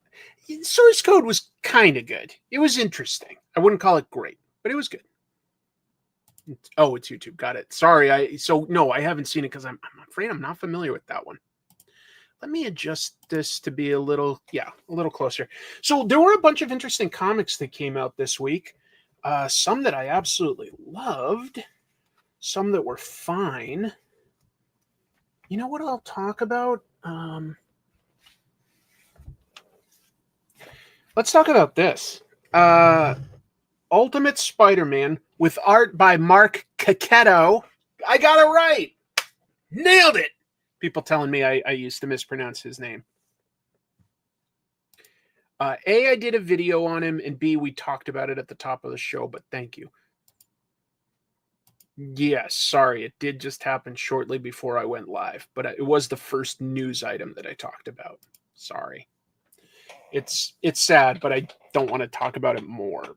I've said my piece. I'll miss him. I really will. So yeah, in the Ultimate Universe, we've got an adult Peter Parker that got his powers. He got his powers as an adult, kind of recently. And he has 2 kids with Mary Jane. His teenage son is Richard. He wears sort of like a, what do you call it? Like not a nanotech suit, but basically, I think they call it like Picotech or something like that. And I mean, he's just flat out is Venom, I think. I feel like this issue sort of confirms that that's his take. Not that he's evil yet per se, but I think he's definitely Venom. I mean, just the way here at the end, the suit is showing tendrils. I think that he's Venom. And yeah, so his son is becoming a really interesting part of this. That's a nice shot, isn't it? Not a bad kid or anything, but he has put himself, because he's young, into a bad situation. Look at that. That's a classic John Romita Sr. Pose, isn't it? I'm pretty sure that they used this as maybe even the corner box art for a long time, that pose. It's cool seeing Cacchetto do it. But as far as like what goes on in this issue, the big sort of plot change is just that Mysterio is a council of 5 people that share that identity and those powers, and they believe correctly that the world has not always been the way it is now, that like, you know, a force, which we know to be the Maker, reshaped reality. And they're trying to uncover that, which seems noble, but they're doing it with some pretty underhanded means. Yeah, it says we. So, yeah, sorry. It's also alive. It has, a personality, and certainly that. I think that we've seen, just to be clear, also Green Goblin in this, who isn't a bad guy per se at this point, is, Spider-Man's ally, but they both put in an AI in their suits so that they could have somebody sort of talk to them like Iron Man does.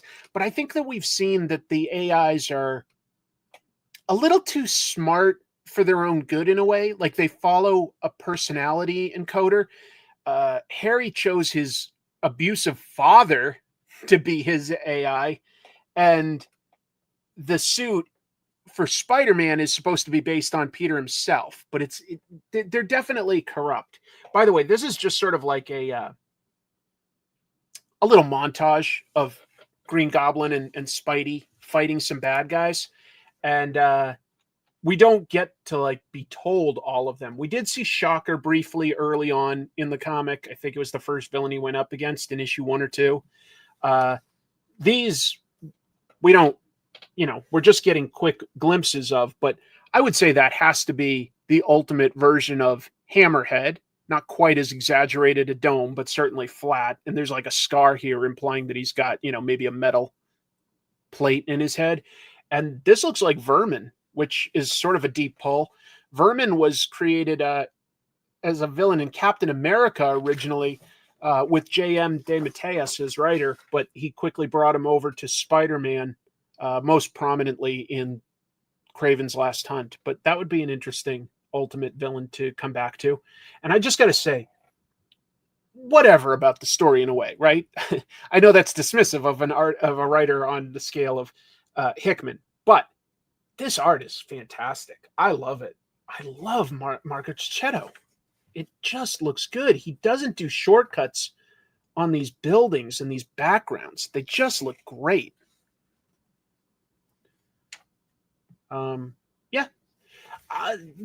That said, issue 18, it's moving somewhat slow. I really liked the arc where Peter and Harry Osborn were being hunted by Kraven in the Savage Land. That was cool. That was a good 2 to 3 issue story. I like the world building of Kingpin and his Sinister Six. But I'm starting to find this stuff with Richard and his burgeoning romance with the new young Black Cat way more interesting than Peter and MJ, which is not what the book is supposed to be, right? I mean, this was supposed to satisfy all the people that wanted to see Peter and MJ together. We get it. And they're a great couple. But it feels like it's missing a spark for that relationship.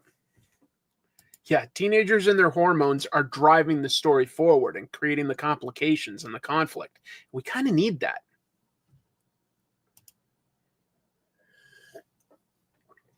It's interesting, though, the idea of his son potentially becoming a version of Venom. That's an interesting idea. So, interesting enough ideas. And whenever Cicchetto is drawing, I'm very into it for at least the artwork.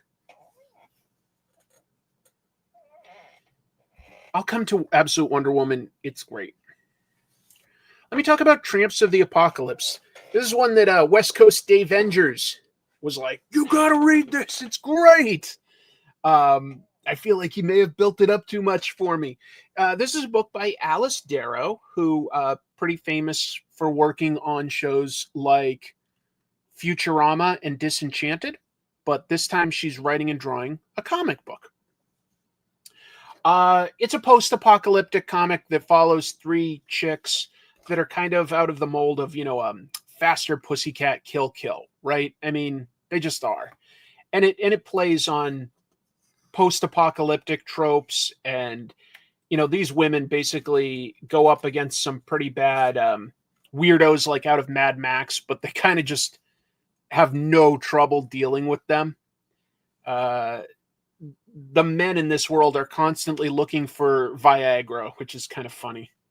The leader of the bad guys is also pretty amusing how over the top cocky he is. I like the art just fine. Oh, this is the funniest moment for me though. Should I even give it away? It's up here, but like this, the leader sort of draws this cartoonishly bad picture and is like, did the women look like this? And the men in this world are so dumb that this guy's like, that's them exactly. It's uncanny. I was like, okay, that's funny. But overall, I'd only call issue 1 pretty good. I liked it. I did like it. And I'll read the next issue. I don't know if I loved it. I was like, I think Dave loved it. That was the vibe I was getting when I talked to him, that he loved it. I think I like it. So I would say it gets a recommend. Imagine a post-apocalyptic comic by people that make shows like Futurama and Disenchanted, and you're really not far off. That is the sort of, like, it's not quite as absurd, but it's close. Wow. I laughed my ass off reading it. I chuckled out loud at the joke that I just showed with the picture. And other than that, I just sort of had a smile on my face. So we're a little different there. You know, I'd give it like, 3 out of 5 type thing. It's good. Or I'd give it 1.5 to 2 thumbs out of 3 thumbs, of course. Not thumbs up or anything, just of thumbs. I'd give it a solid 2 out of 3 thumbs. Yeah, I'd give it 2 out of 3 thumbs. You know what? This is a comic that I can't really digest for you or anything, but I do have a few comments on it. It's interesting. Oh my God. First of all, new history of the DC universe, written by Mark Waid, quite the comic book historian. Art by, is it David Knock? What's his first name again? Is it Tom? I can't remember. Let me jump to the back. I feel terrible, but I can't remember. Can't remember his first name all of a sudden because I'm just bad at names. Todd. Why? I'm crazy. Todd Knock and Jerry Ordway. What is it? This is literally telling you the chronological history of all the important superheroes and supervillains and gods and monsters of the DC universe.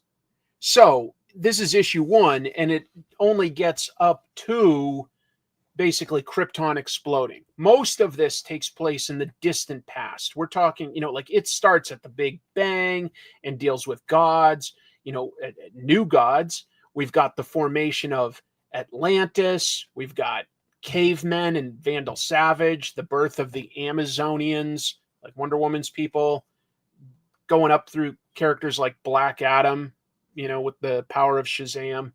That's over here. The characters that become Hawkman and Hawkwoman, Arthurian legends. So really old past stuff. We get the cowboy heroes and the World War II heroes and the original JSA. It's fun, but it isn't quite a comic book in terms of like a story. It's narrated by Wally West in the future, documenting the history of this universe. And it gives you a lot of what you need to know about just the very basics on some of these characters. So it's fun. And then what I would have loved as a kid is all this supplementary stuff in the back. I grew up as a kid with, DC made a book called Who's Who, and Marvel made the Ultimate Handbook to the Marvel Universe. And it would sometimes have just one image and all this text saying in issue 58 of Legion, there was a reference to the controllers, things like that. Issue 2 of Tales of the New Teen Titans from 1982 mentioned Azarath and their leader Azar, things like that. It's really minute trivia. Okay. Really down. It's good. It's fun. I don't love it as much as I would have as a teenager, but reading it, I got some of the sense memories that I had as a teenager when I would read those compendiums that just told me the background of all these characters that were then new to me. Now, I know most of this stuff. So I'm reading it going like, yep, that's right. I think it would be a lot more fun if you were newer to the DC universe to have it all laid out like that. I think. Great cover by Chris Somney. Really good. It's just fun to see all these different characters from the past represented. So your enjoyment will depend more on how much you like the history of the fictional characters within the DC universe as compared to how much do you like a story by these creators, right? I mean, they mention years and stuff like that. No family trees that I've come across, but they say in paragraph format or captions, you know, like this person is this person's mother, etc. Eclipso sank Atlantis. Who knew? There's lots of little bits of trivia. No, they didn't mention anything about the Wildstorm characters in it. So maybe they'll come later as sort of an addendum or something. I don't know. That was an interesting gap. I was like, well, wait a minute. Like, none of like, say the different alien species that we see in books like Wildcats, or, you know, the history of characters that are important in, you know, later books like Stormwatch and Authority, like no Jenny Sparks type thing. I don't know. Yeah, exactly. Maybe because they didn't exist now, like they may go back and sort of mention also in the past, but on this parallel world. You know, they're not really getting too, they mentioned little like sort of pocket dimensions, but they're not getting too into the multiverse stuff yet. Wade did the Marvel version in 2019. Well, I recently did on Comic Tropes some of the wilder moments in Silver Age DC continuity that retroactively they said all take place on this one weird parallel universe called Earth 32, so that it didn't impact their continuity. And a lot of that stuff was documented by Mark Waid, because there was an official series of books at the time of Crisis on Infinite Earths that were written by Mark Waid when he was newer to comics. He knows his history really well. Kite Man Grand Design. You can write that one. Icon got a shout out. That's so, yes, there's some milestone stuff. Anyway, it's fun. It's interesting. But like I say, you know, like this isn't done with traditional panels most of the time. Most of the time you see it just sort of blends from one story to the other, and has different framing devices. Like here, the oceans are breaking up the different tribes of Atlantis. Or if we jump over here, you know, I guess it's just sort of characters blocking out different sort of borders. It's just mentioning different weirdos. There's a little bit of panel stuff, but not a lot. Like I say, fun, but your enjoyment of it will depend on how much you enjoy knowing that trivia. It's not a story per se, it's background on stories. But I loved that stuff when I was younger, and it was all new to me. Boy, there were a bunch of comics that I really did love. I'll just say these four were all fantastic. Absolute Wonder Woman, Feral, Out of Alcatraz, and Fantastic Four were all really good. This is the final issue of this volume of Fantastic Four, although it does continue next month with the new #1. Same writer, Ryan North, new artist, and a new sort of dynamic next month. So what this one does is it wraps up an ongoing story that we'd had for the past few issues, where the Fantastic Four were starting to lose their powers and they need to reignite the Thing's powers. So they go back to the Big Bang to douse him in cosmic rays. Okay. That's like the one place they know that they can get the cosmic rays that will give Ben his powers. But here's the thing. That's going to be so chaotic and energetic that they can only be there for like basically a nanosecond. You know, even that is like, they've built like this incredibly strong structure. They're going to have Sue doing her force field, but they can only be there for so fast that they as humans couldn't get in and out in time. So what they do is they upgrade their little assistant, Herbie the robot, to be able to get them in and out in like faster than the blink of an eye. They make his computing denser, and it makes him smarter, and things do go wrong. And so everything just slows down. Like, this is just them at like the Big Bang, the Fantastic Four.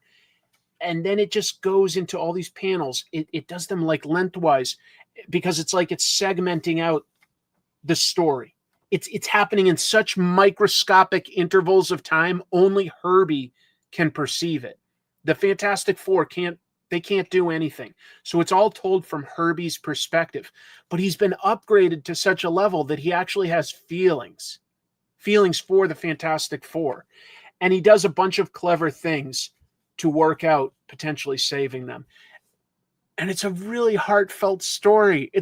It's like I've said, for this entire run, 33 issues now, it's just sci-fi idea after sci-fi idea, usually focusing on only 1 to 2 members of the Fantastic Four or their extended family.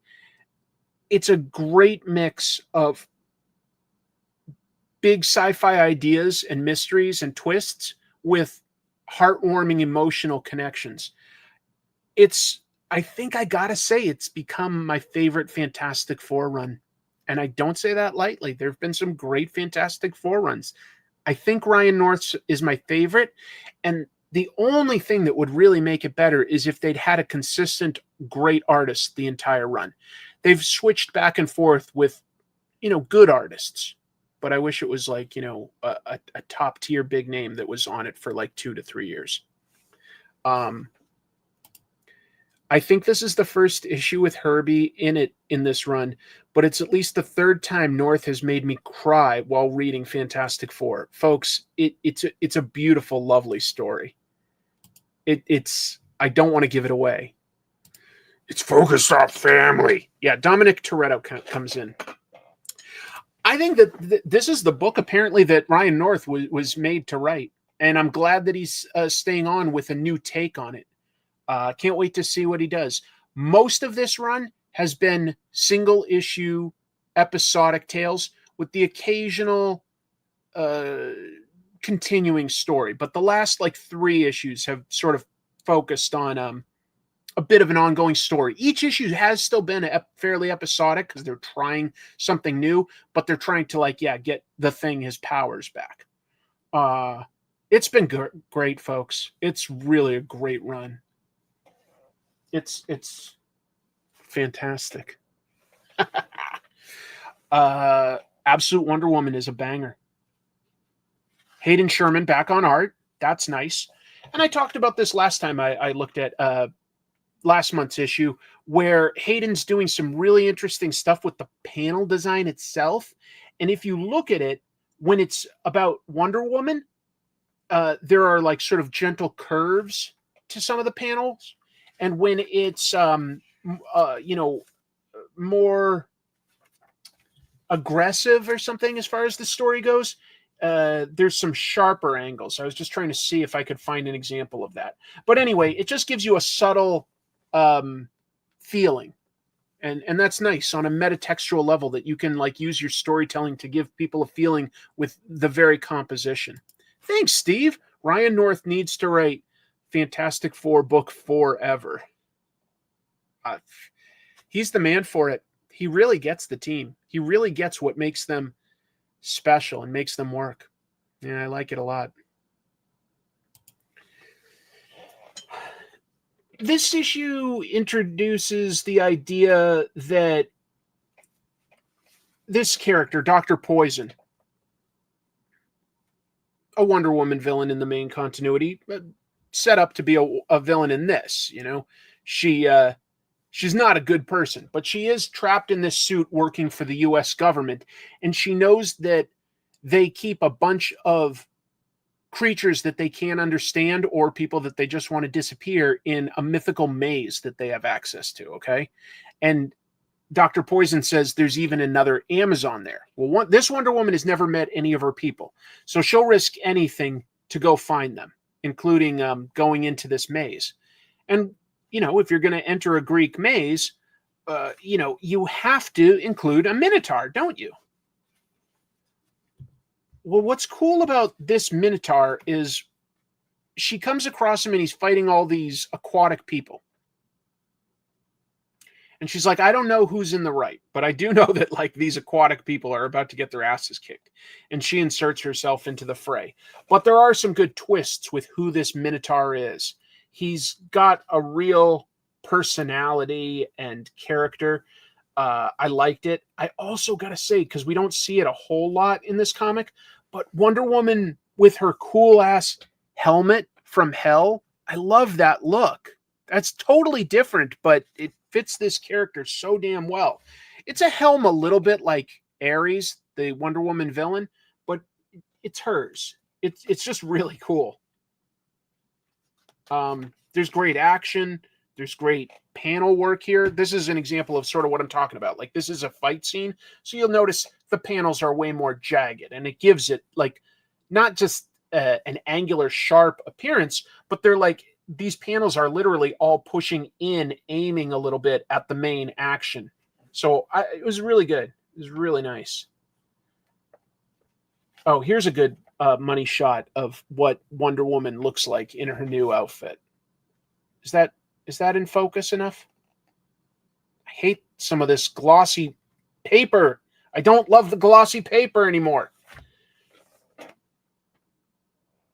There was some better paper that I saw recently. Where was it?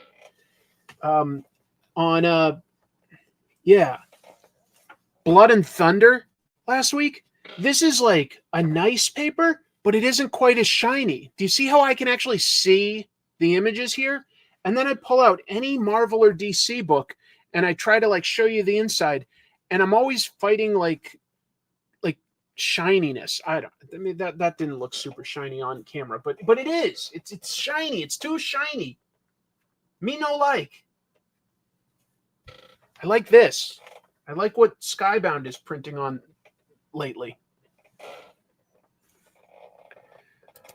Her armor could be a little bit of a reference to Berserk because, of course, she does carry around also a sword that's just like the one Guts has. So, yeah, I totally get that. It could be. I'm surprised Vin Diesel was not cast as Thing in costume and makeup with the voice in an older Fantastic Four movie back in the day. Yeah, maybe. He'd be a good voice for it. But he does Groot. It's shiny. Do you see that glare? I see that when I sit down to read my comics, and it drives me bonkers. Oh, my God. This issue of Feral, I talk Feral up all the time. I love this. Is it horror? Kind of, yeah. But it's as it continues. We're on issue 14 now. It totally reminds me of something like Watership Down, where, or honestly, any sort of structure of like a road movie, which all kind of goes back to Ulysses, you know, the Odyssey. Goes back to the Odyssey. You know, character going on a journey, meeting all sorts of weirdos along the way and different challenges, and probably someday we'll return home changed with an advantage. So all our main character cats, of which they're different types. You know, there's tabbies, there's cats that were raised in nice houses, and there's cats that were raised by, you know, hoarders. But like our survivors have gotten through this world full of rabid animals into a pet store where they know there will be food and comfort, and they can be safe from all the outside zombie animals. But what they didn't expect was it's going to be filled with all these cats that were already living there, you know, as pets. None of these cats have ever been outside, and they live in a cult-like atmosphere where everybody has a job very Animal Farm, very Orwellian. Like, you know, you have a job to do, I have a job to do, and they're all dictated, of course, by one person. In this case, this gigantic mother cat. Where is she? Yeah, this gigantic mother cat. They also note that like all the other cats are totally like surprised by the kittens in these survivors, right? There's some kittens that like are about to eat the food that they're presented. Oops, I'm not showing it. And they're acting weird to them. But here's the thing. Oh my God, this is so gross. Oh, that's clever. Helmet. Yeah, helmet. These cats are like, how are you guys getting the wet cat food? Like, how can any of us open a can of food? Because they're presented at the store with like dry and wet food. And they're like, where are you getting this wet food? And then when they eat it, they're like, this tastes really weird. It tastes kind of gross. Has it gone bad?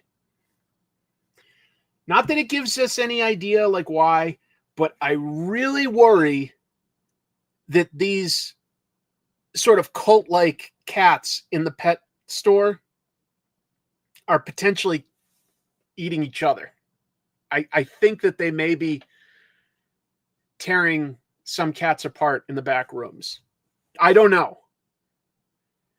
I think that like our heroes have just inadvertently become cannibals because they each like take some bites and they're like, I don't like it, but I mean, I'll eat, but like, I'd rather this. Yeah. I think that we're setting up a Soylent Green situation here, which is so disturbing. I don't know. I don't know. I could be wrong. It could be something else that I'm not anticipating. I'm just thinking that the other cats at this place do not act normal. But there is some clever dialogue. For instance, they've got words like, what did they say? I'm trying to think.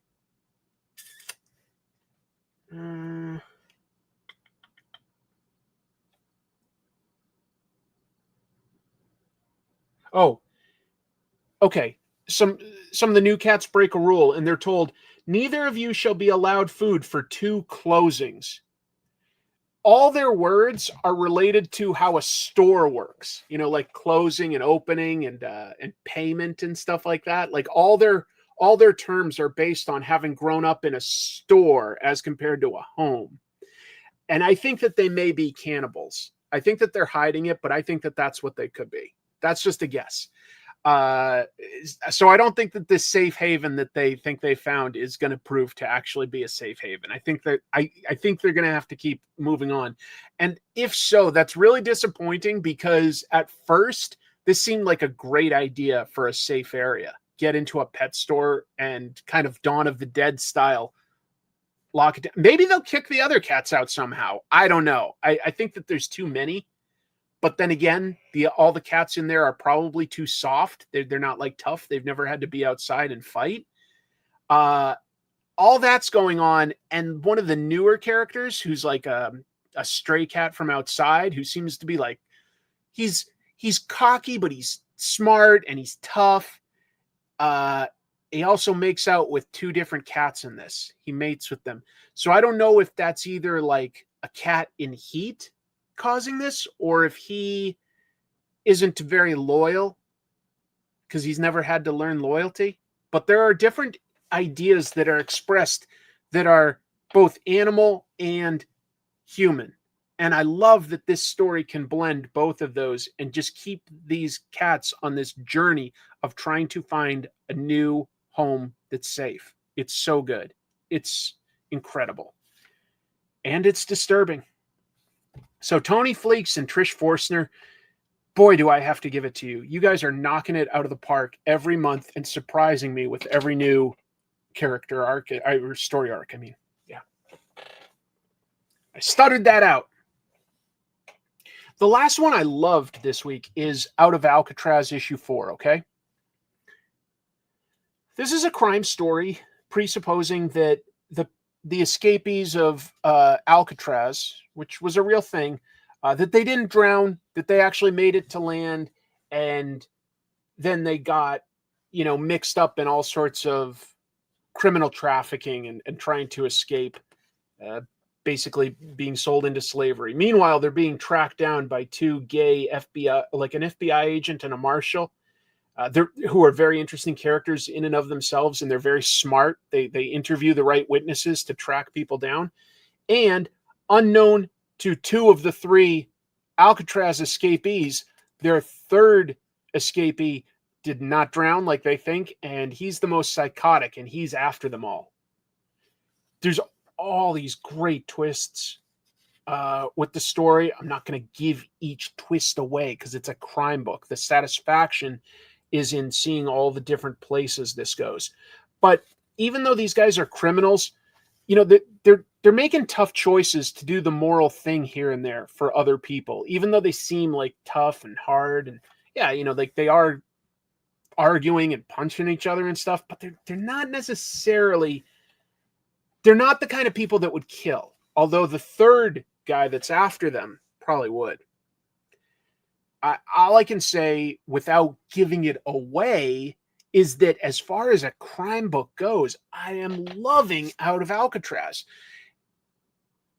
Each of them could have come across as very similar personalities, but they don't. They're all very distinct, and those personalities bounce off of each other, lead to different decisions, either as a group or individuals throw things into chaos. Yeah, that's such a great phrase. Thank you. It is a cat and mouse chase crime story, but it isn't as simple as just this is the criminal and this is the cop. We've got the police. Well, I'm calling them the police. The authorities are pursuing them. And we've got another criminal that's pursuing them.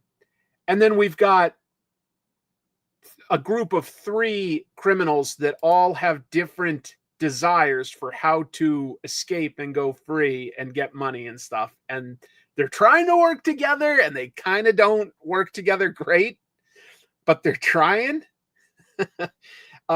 It's a mess, but the story itself is very clean and easy to understand. But it's these people's personalities make it a mess.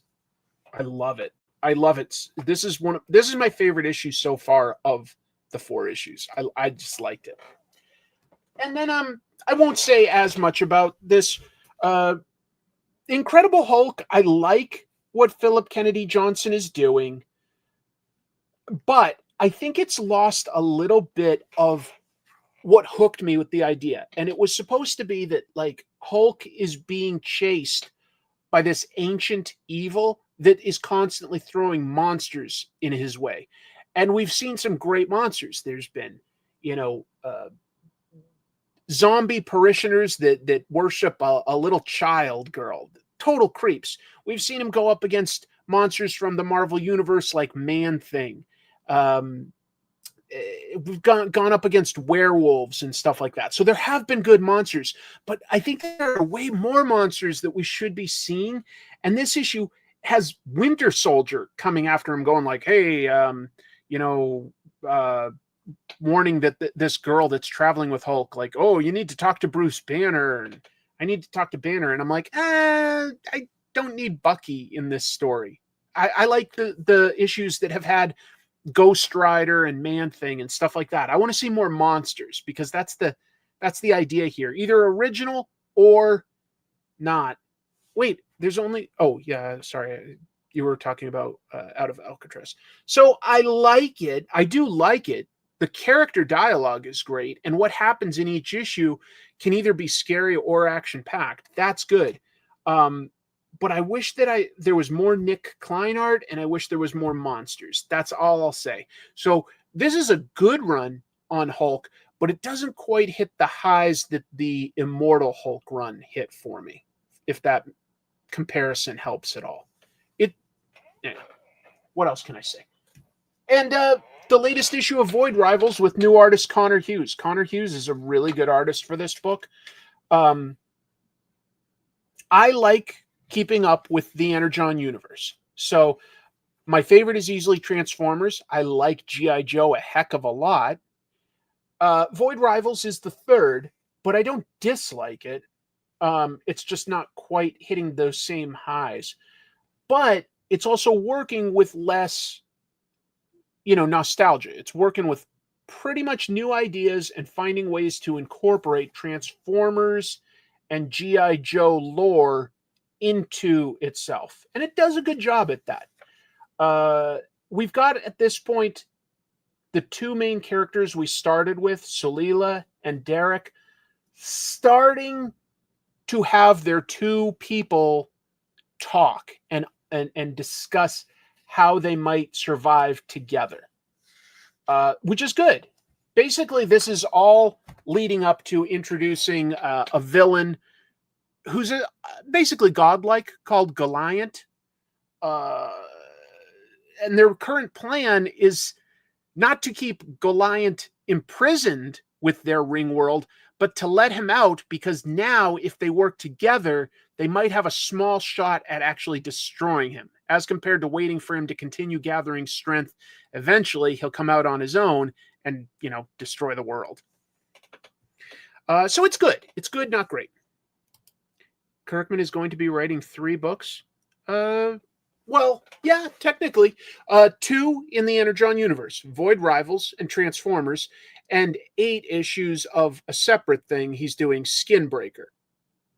So yeah, but that's doable these days. Like, a writer that's organized enough can definitely do 3 titles. That's not crazy. There have been plenty of writers who have done more than that in the last couple decades.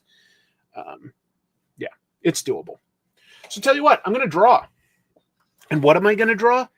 I am going to draw the first, and maybe I'll do more, maybe not. Depends on how this is received.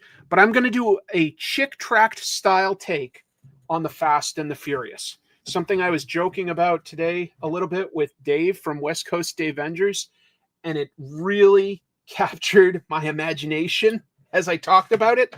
So I am going to tell at least one story here, a 2-panel thing, set up like those chick tract things from I don't know, some Baptist minister that, like, frames everything within biblical literature and does comic book style lectures, but as though Dominic Toretto is the voice of reason.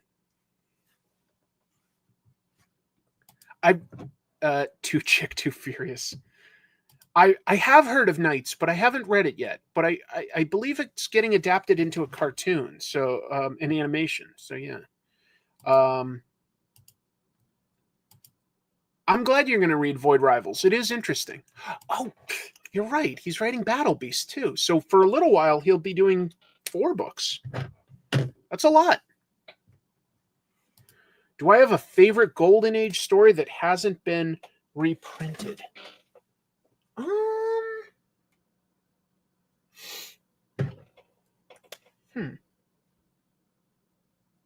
Well, yes, but it's all stuff that's in the public domain, like not Marvel and DC stuff, just public domain Golden Age books that are really crazy. Like, those are usually the ones that I talk about in my weird looks back at Golden Age weirdos like 7-Eleven and other superheroes like that. And I find that by going through the site Comic Book Plus, which just has Golden Age comics that are now in the public domain.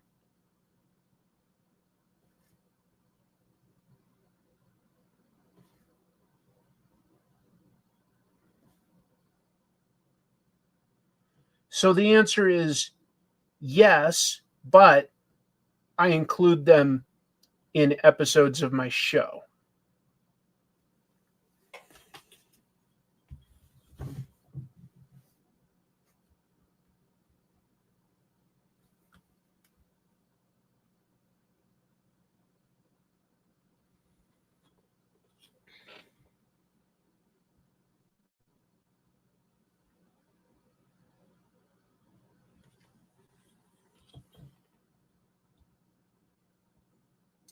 Good question. Thank you. Dr. Hormone, yeah. crazy stuff like that. None of that's been reprinted, really, but yeah, I do like it. When am I going to do another live stream for debuting comic artist writers? Yeah, I'd love to do that. It's really hard for me to carve out that time, I've found. I really want to. I want to do that for people, but it means that I'm taking away time from editing a Comic Tropes episode, which is what pays the bills. So I have to sort of be ahead on Comic Tropes, which right now I'm not. Hopefully I can find some time within the next month to do that. What are your favorite Alien comic stories arcs? I assume you're talking about literally the movie Alien and Aliens, etc. I would say Superman Aliens is quite good. What else was good with Aliens? I mean, Aliens versus Predator, the original stuff, which I think Chris Weston was the artist. That was good. What other good Alien books are there? Oh, Aliens Dead Orbit by James Stokoe. That was really cool. Yeah. I got it just before you could say it. Yeah. That is definitely a possibility, Dave, that we could have you on Trash Movie Bonanza to talk about Fast and Furious. That's a possibility. There are some movie series like Friday the 13th, maybe Superman, but, Fast and Furious could be one that we do potentially any of them. Potentially.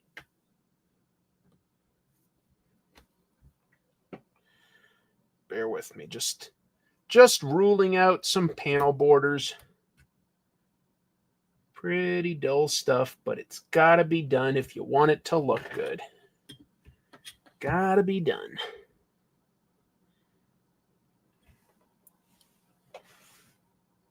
I like them all. I legit like them all.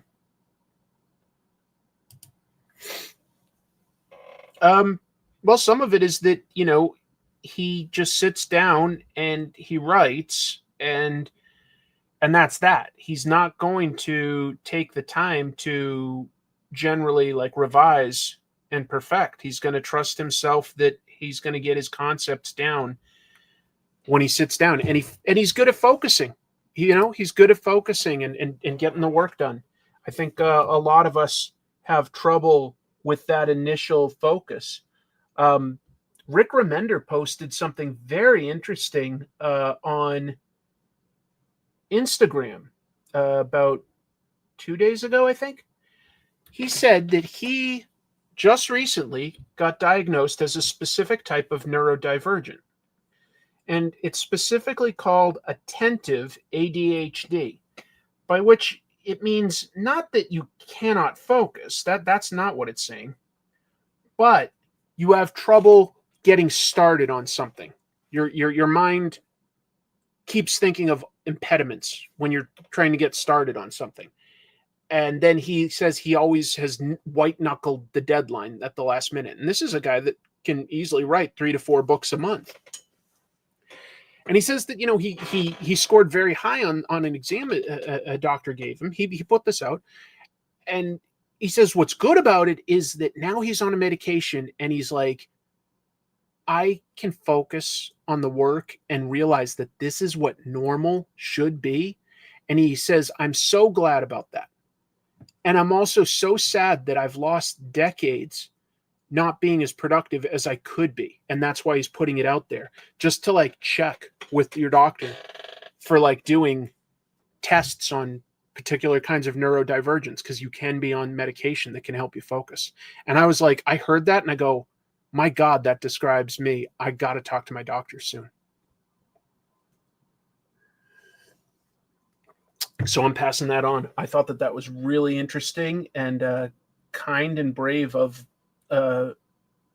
Rick to share. And I think it's just good advice.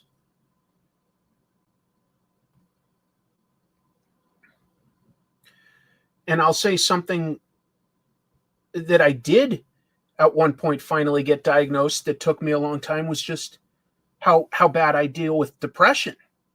And until I was on medication for that, I was even less productive. I just, thought it was normal to feel so miserable.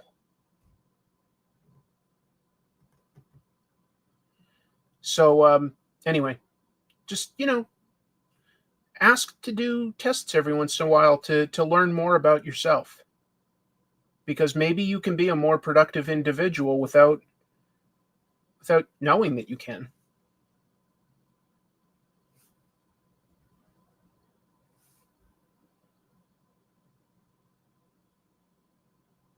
It's hard to be productive. Apparently, this is a super common thing amongst creatives to deal with this inattentive ADHD.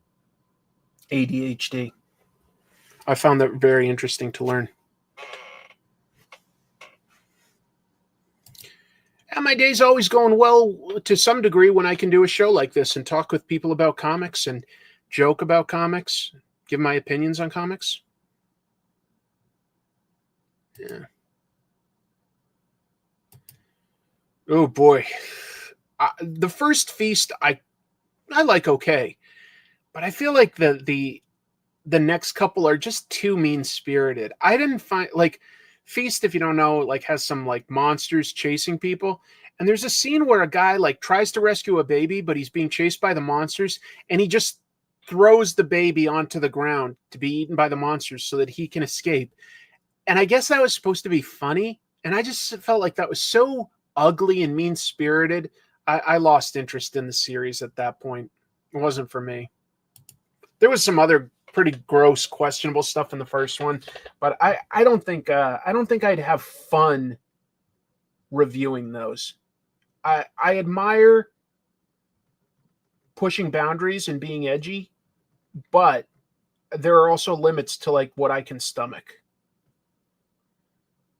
And that one pushed me too far personally.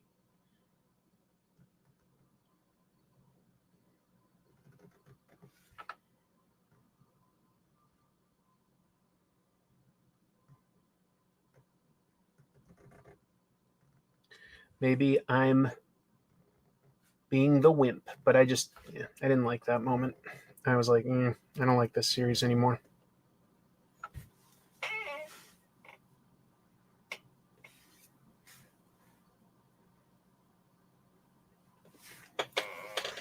Fast and Furious needs to cross over with Transformers and G.I. Joe. Well, we've got a Mask crossing over now with Transformers and G.I. Joe. Maybe something like that will fit the bill. Oh, Dominic always has a cross, doesn't he? I just remembered that. So I better give him his cross. Especially with this pose and all.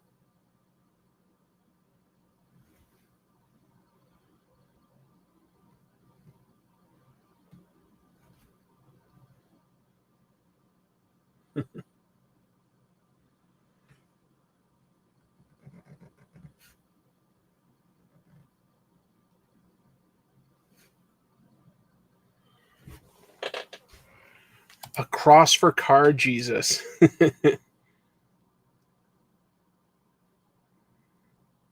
Alien Labyrinth. I don't think I read that one. Alien Labyrinth, huh? I'm thinking, but it isn't ringing a bell right off the top of my head, so I might not have caught that.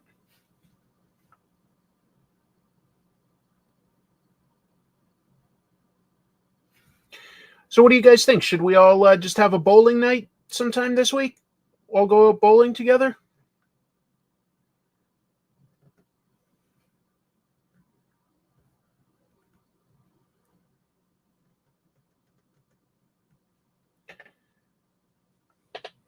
Is anyone else here planning on going to New York Comic Con this year?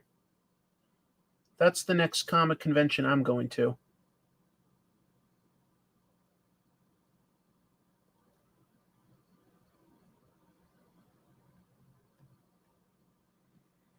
I got tickets for Saturday and Sunday.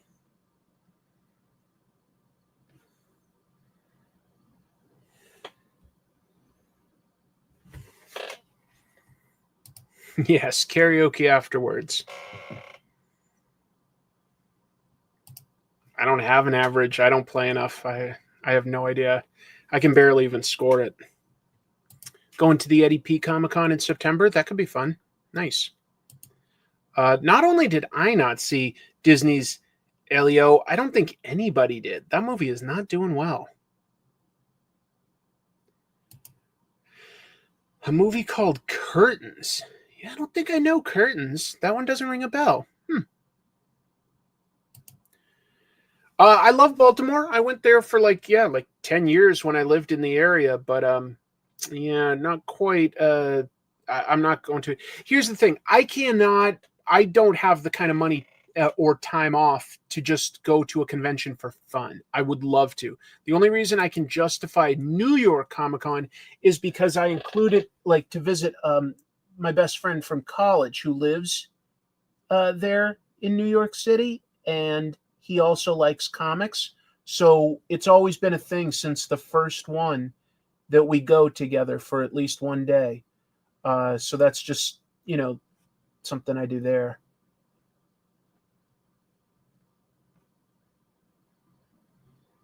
Otherwise, I'd love to go to Heroes Con or Dragon Con or C2E2. I'd love to go back to Baltimore Comic Con or SPX. I love SPX, but I just can't really afford to.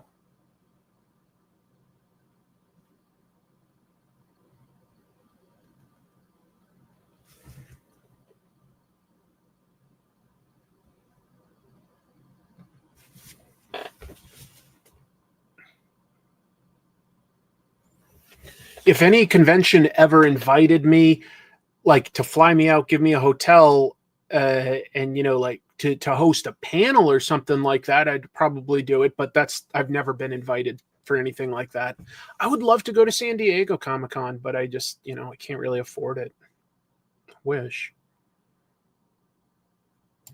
LA Comic Con? I hope you have fun. That sounds cool. What fellow YouTuber are you going to go against for trivia game, Chris? History, pop culture, and entertainment. Wait, are you saying like which topic, or is there another YouTuber I'd go up against? I didn't quite understand the question. Sorry. Oh, I do love 80s Canadian horror. Trust me, I'm very aware.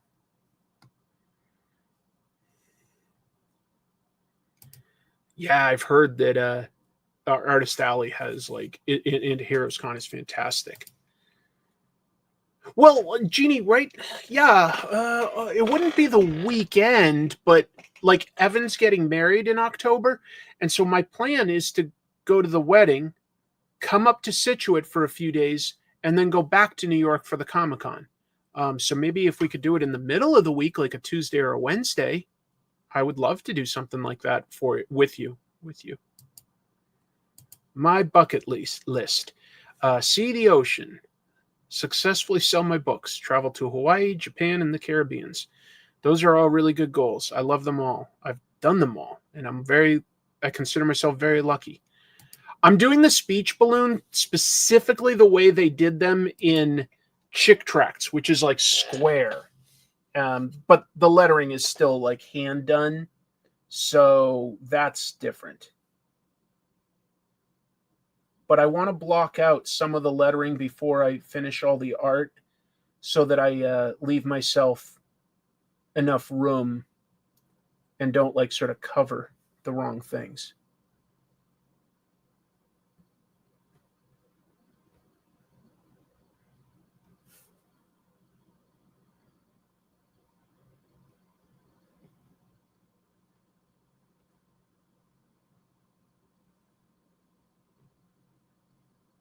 And then I'll get to the fun stuff of drawing the characters. I have terrible handwriting, unfortunately, so my lettering is not very good when I do it by pen, but it just is what I can do.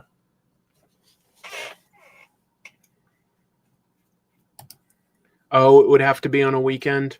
Yeah, I can't do that right now. But maybe for maybe I could come up like around Christmas time for a weekend. The chick tracts I found were always in like Futura or some other sans serif typeface. Yeah, agreed.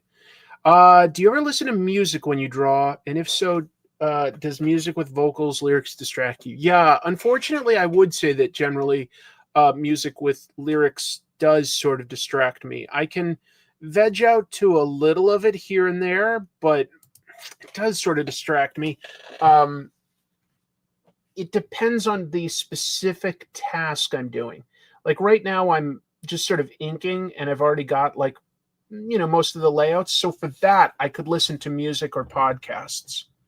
But if I was drawing from like scratch and like figuring out proportions and gesture and, layout, I can't, I'm just not good enough to focus on both things.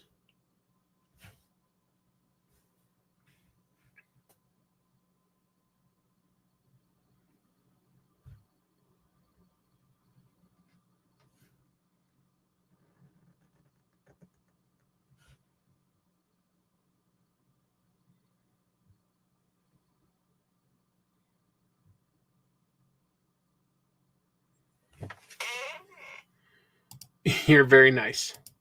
Do you ever draw while listening to your friend's podcast?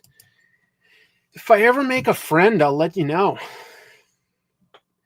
But honestly, like, yeah, it's very hard for me to listen to a podcast while I draw. When I would like, I'll listen to podcasts when I drive. And what I used to like to do for my downtime, the stuff that would like really help me focus and be zen, would be getting to build a Lego set and listening to a podcast, including like, interviews or comedy or true crime. That was how I could relax. That was my favorite thing to do. I can't do that anymore because you guys sometimes hear Jack and Lily, they're crazy and they want attention and they're smart. So unfortunately, if I build a Lego set, especially Jack will like break it. And so I can't do that anymore. I just can't. A con should let you host a panel about comics and comic movies. There's plenty of ideas I have for panels.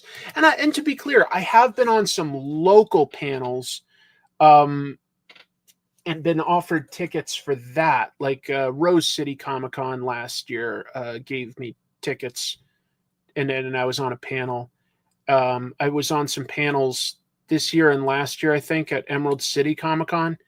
But they're ones that I've been invited to by somebody else putting them on. Anyway, yeah. And I'm not going to just sort of like ask a convention like, hey, give me a free pass and I'll host a panel. I don't think that's quite how you do it. You can pitch them a panel, but it's weird, I think, to ask for free tickets. That's sort of their decision. So generally, I think most people pitch when they already know they're going or they're local. I think. I don't know for sure.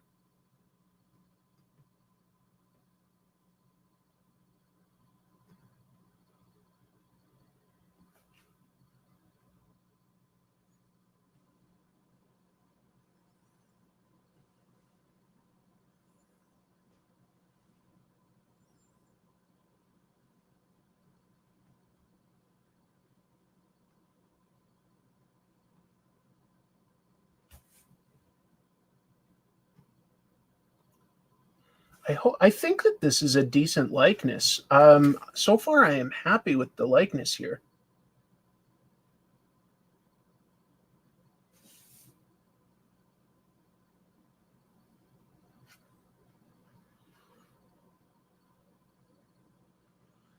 Maybe that sounds too much like bragging. I'm sorry. I was just kind of happy with, because I was using as few lines as possible. But I think that kind of looks like Dom.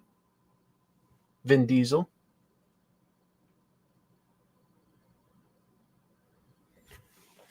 Yo, super chat. If you host a panel and interview a comic book artist, who would you choose? Oh my God. give me like, there's so many. Because I could go like somebody that's established and at this point a veteran, and somebody like Bill Sienkiewicz would be at the top of my list. Really find him and his career interesting. But then there's all sorts of up-and-comers. Somebody like a Dan Mora would be fascinating to talk to as well. I'd love to talk to Mark Waid. I'd love to talk to who else? A lot of them I've had on my show, so I'm trying to like not count people that I've been lucky enough to get on my show. I don't know. I got to think about that. When do we get to the After Dark portion of the stream where we start bidding on articles of clothing for Chris to remove? No, that's not a thing. That's not something anyone wants. That's not something anyone wants. Did you hear that apparently they're bringing the next Fast and Furious back to LA and they're going to make it about street racing again? I keep hearing that rumor, and that's fine. I'm fine with that. The rumor I don't think makes sense is the one where they keep saying they don't want to bring back Jason Momoa because that movie sort of underperformed for them. And I'm like, I get that, but guess what? You ended the last one on a cliffhanger and set up a ton of stuff that needs to be resolved. Like, I don't want you to not resolve that stuff. That would be terrible. You're the best, Chris, and an inspiration. I'm the meaning in your life. I'm the inspiration. I put comics into your life. I'm the inspiration. Dude, I liked Jason Momoa. And I liked a bunch of the new characters that they introduced, like Alan Ritchson and who played Captain Marvel. Brie Larson was fun in that. Anyway. Have you ever gotten starstruck meeting a comic legend? A little bit with Larry Hama. Yeah, a little bit with Larry Hama. Not so much when I interviewed Stan Lee. I don't know why. I admire what he accomplished, but yeah. Larry Hama. I'm trying to think of other people that like sort of would make me starstruck. A little bit the first time I met Bill Sienkiewicz in person, and then he made it great because he goes, "Oh, I know your show. When am I going to be on it?" And I was like, "Anytime you want, sir." But then I've like reached out to his assistant many times, and she's always like, "Yeah, sorry, he's kind of busy." So I stopped bothering them. Oh, I would be starstruck with like Ramita Sr., yeah. I cannot sing at all. My sister gets mad at me when I sing. She's probably mad in the chat room right now. Sorry, Jeannie. I couldn't resist.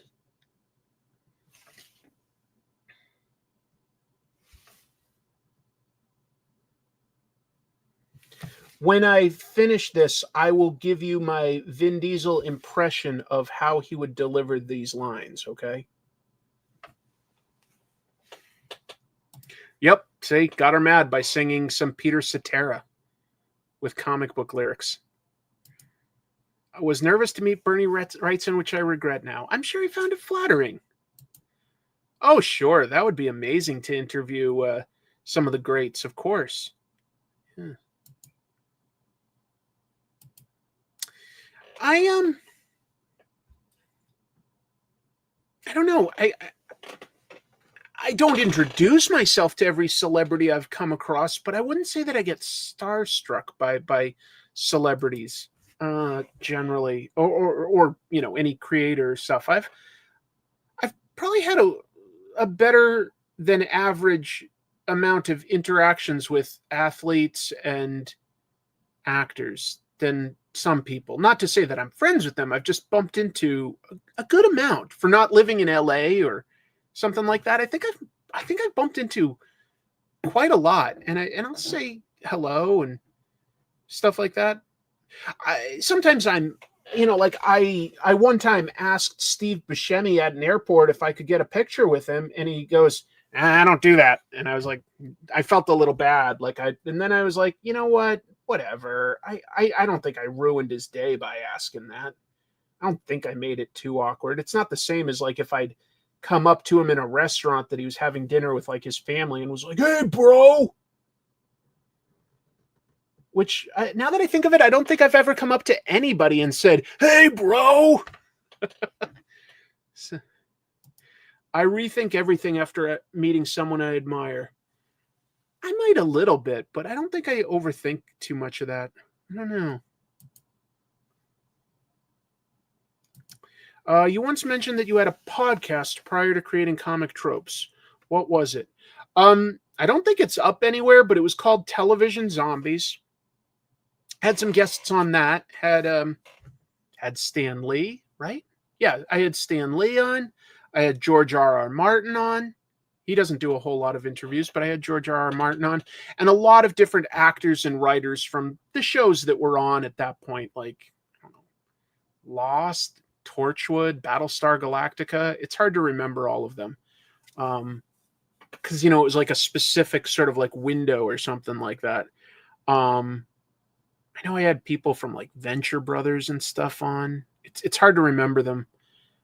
Didn't always meet them in person, but some of them I did. I remember I met Moon Bloodgood. I don't even remember what show she was on at the time. She went on to be in like Terminator Salvation. I interviewed her in person, just her and me at a hotel room. That was nice. I interviewed Sam Witwer on the red carpet. What show was he on? I can't even remember now. But yeah, Television Zombies. And it did pretty well as a podcast. It was me and like 3 friends. And if you've ever heard the Earwolf Network, Comedy Bang Bang with Scott Aukerman, they had a show called, I want to say, the Earwolf Challenge. This is going back a while now. And they invited 10 podcasts to compete on it. And for some reason, we were one of them. And we at least weren't the first ones knocked out. But I think we made it past like 4 rounds or something like that. And that was nice. Yeah. I remember. Oh, that would have been it. Yep. Fallen Skies. That's why I talked to her. That's right. With Noah Wiley. That's right. Fallen Skies. I like Fallen Skies. I think it got a little awkward after a while, but it had some good stuff. I totally forgot about Falling Skies. Yeah. The funniest Steven Seagal story that I've heard, probably shitting his pants when Jean LaBelle put him in a chokehold. Yeah. Sam Witwer played Starkiller in Star Wars The Force Unleashed and voiced Darth Maul in Clone Wars and Rebels. And I think he even voiced Darth Maul in the cameo he had in Solo, that Star Wars movie. I'm pretty sure that was Sam Witwer. Yeah. I would love to do my show as a podcast because then I wouldn't have to do all the editing and stuff like that. But I don't think I could monetize it very well. You know what I mean? I could get interviews and do like stuff like this, but I don't know that I could monetize it very well. So I think I'll just stick with what's working okay right now.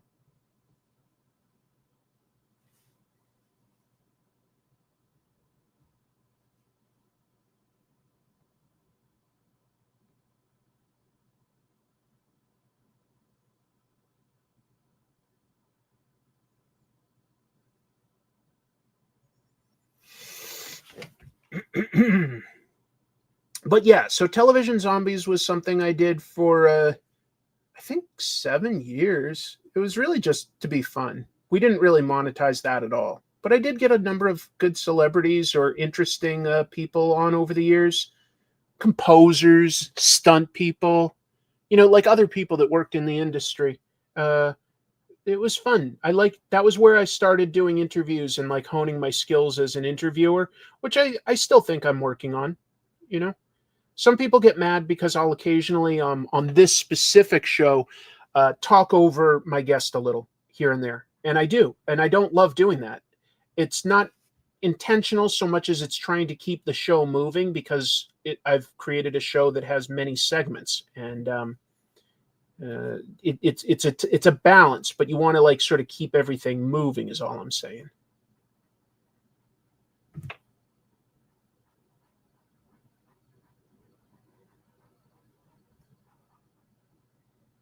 But I'm always trying to like be a better listener in general, in real life as well as when I'm an interviewer. Listening is a tricky skill. I'm always in broadcast mode if I'm not thinking about it, and that's not good. You know, you learn more by listening, not talking. Oh, cool! You met Noah Wiley. Nice. Chrissy and I are watching it now. We're like maybe 7 episodes in or something. It's a good show. It's real good. What do you think of the next Superman movie? I haven't seen it yet. I'm excited to see it. I think it's promising. Yep. Sam Witwer had been in The Mist. And Frank Darabont brought on something like 5 actors from The Mist onto The Walking Dead. What's the lady that plays Carol? She was on The Mist. And Sam Witwer as a soldier. The original guy that played Dale. There were like 2 others, I want to say. I can't remember them all. Maybe it wasn't 5, maybe it was 3, maybe it was 4. I don't know, but something like that. Yeah. And he said that the original goal with having Sam Witwer just play that zombie in the tank was that they wanted to eventually do a flashback episode showing the initial fall of Atlanta, and it would have been told through the eyes of a soldier. That would have been played by Sam Witwer, who eventually ends up a zombie in a tank. And they were laying the groundwork to tell that story. But of course, if you're familiar with the behind the scenes, Frank Darabont obviously did not stay on the show long enough to do that. Melissa McBride. Thank you, Melissa McBride.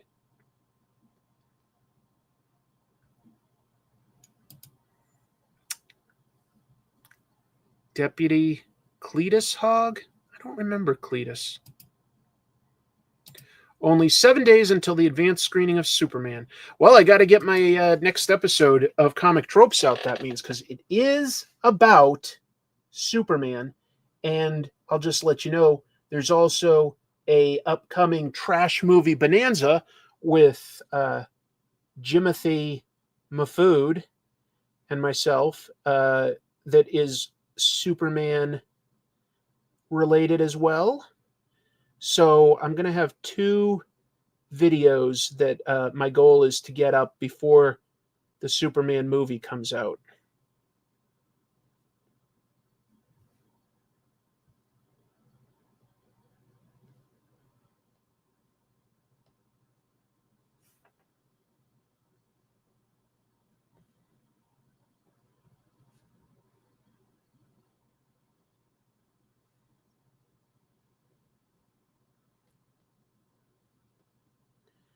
I hope people like it.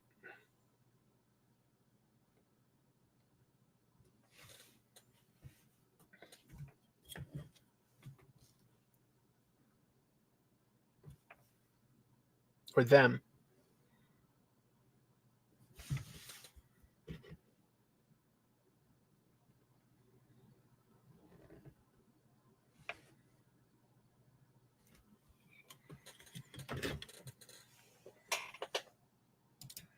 The shirt is cool. That's nice of you. Yeah, I always like this Superman S from Kingdom Come. This isn't the exact logo, but obviously inspired by it. Yeah. Dungeons and Dragons 2000. Ooh. What color lantern ring would I want? Green. Green is the best. No question. Yeah, I'm seeing some people say that it's coming out that Jim Shooter probably had cancer. I don't know if that's confirmed yet, of course, because it's so new. If it's true, I believe it because he clearly lost a lot of weight in the last year. Yeah, we've talked about Battle Beast as the first 2 issues come out. Like, I always have a section on this show where I do reviews of current comics. I've really been enjoying Battle Beast. I think it's really good.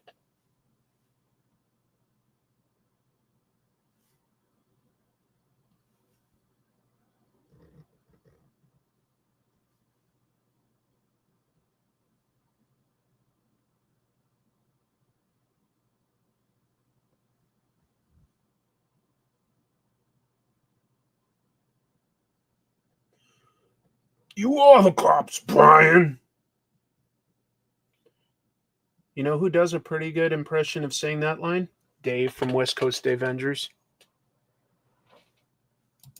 Mark Waid mentioned it. Well, I would imagine he would know.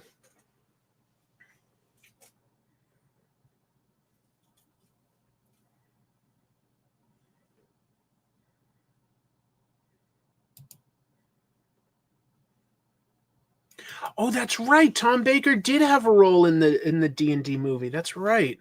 No, I feel like the only entertaining thing in that movie, literally the only entertaining thing, is Jeremy Irons and his performance. The rest of them, forget it. But I'm always for Tom Baker getting work, appearing. He's a delightful weirdo. Absolutely. Absolutely delightful.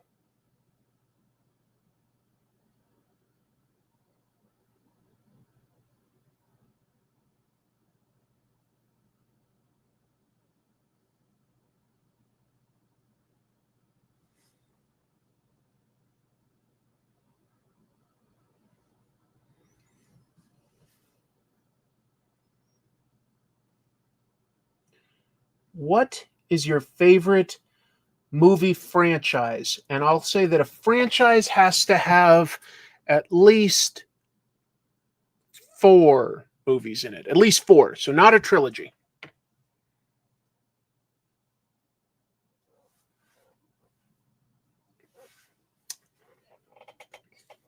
I got to think about that one, what my favorite franchise is. I just said it, but I don't know that I necessarily know my own answer yet. I'm leaning towards James Bond. I'm a big nerd for James Bond movies. And I think there's generally a lot of good ones. Only a few stinkers. And I kind of even like the stinkers.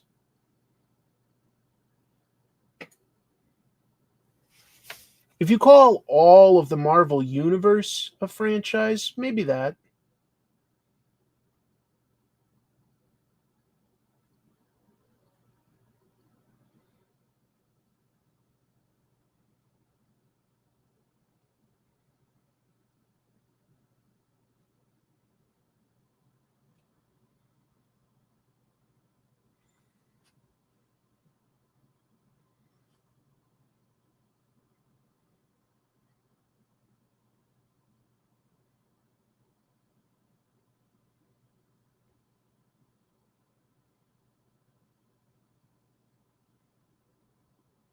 I'll look up in just a second to see what franchises people are suggesting.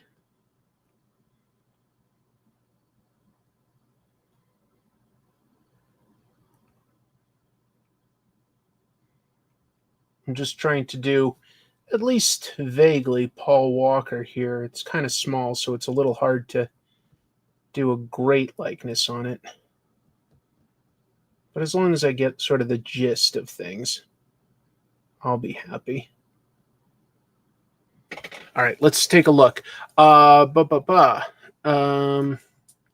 least 4 movies. We've got Mad Max, John Wick, Star Wars, James Bond, Star Trek, another Star Trek.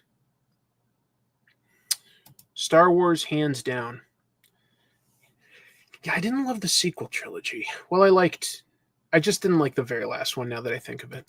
RoboCop? Yeah, with the reboot, I guess you're right. 4 movies. Okay. 1 through 6. I don't know what that means. Harry Potter. Okay. Lord of the Rings and Star Wars. Okay, I guess if you count the Hobbit movies. Boy, I did not care for those Hobbit movies, though, personally. Ugh. A good place to start? Casino Royale would be the best place to start. John Wick, James Bond, Bruce Lee. I wouldn't call Bruce Lee a franchise, though. He played different characters. MCU, the Conjuring movies. Yeah. I don't really count the Sergio Leone movies as a franchise. I think he's a good director. I'm talking about a franchise like a continuing story, continuing elements like characters and stuff. Jurassic Park, yeah, I guess that would be a franchise now. You're right. Wick, Mission Impossible, really dug the Jurassic films too. Fair. Let's see. Chucky, Friday the 13th, Halloween, Nightmare on Elm Street. Beverly Hills Cop, okay. Scary movies. And hopefully Naked Gun. Naked Gun does look pretty good, and I like Akiva Schaffer, so maybe. I love that you said Casino Royale. Hands down the best Bond movie.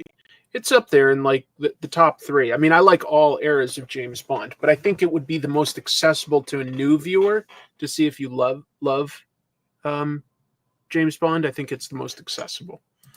Karate Kid. That's true. Yeah. Anyway, that's fun. Thanks for participating, folks. Thank you. Thank you.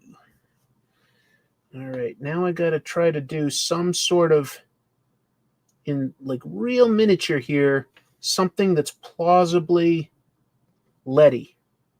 Michelle Rodriguez. I don't know.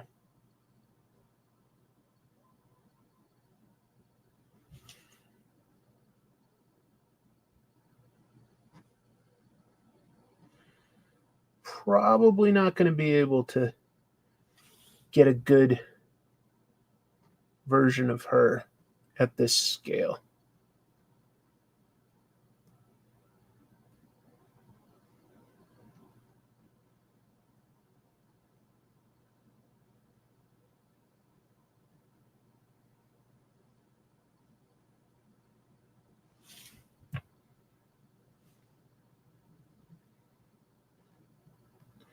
So you're going to have to settle for a lady with dark hair.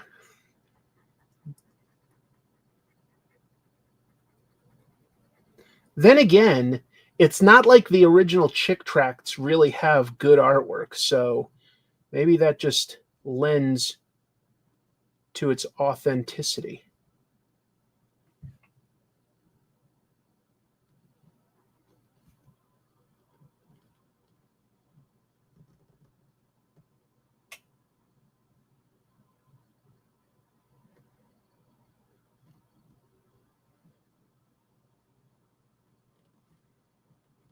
I'll look up at the chat in just a moment, folks.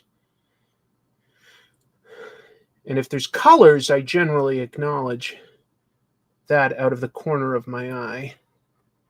Otherwise, I'm just sort of looking at the artwork here.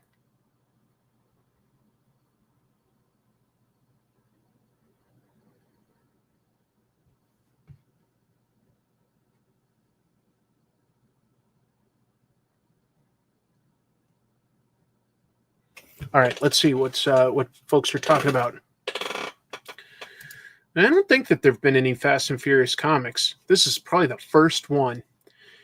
I don't know if it would translate great. You need the right artist. It could, but you need the right artist. Godzilla, hell yeah. Hell yeah. Car Chase comics, I would say there's one really cool mini comic by Jesse Lonergan, I think is his name, and I'm trying to remember the exact name of it, and I can't come up with it right now. So I apologize. I don't think I can remember.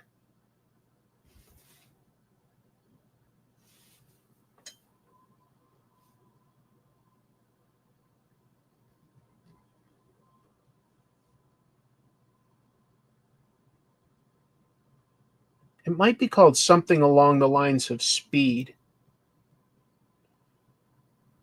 but I could be wrong.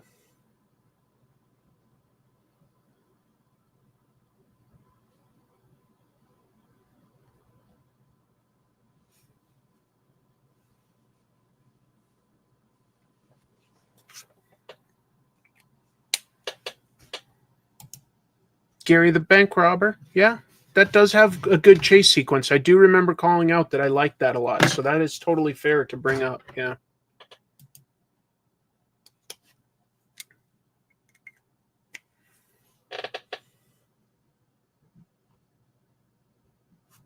The hell?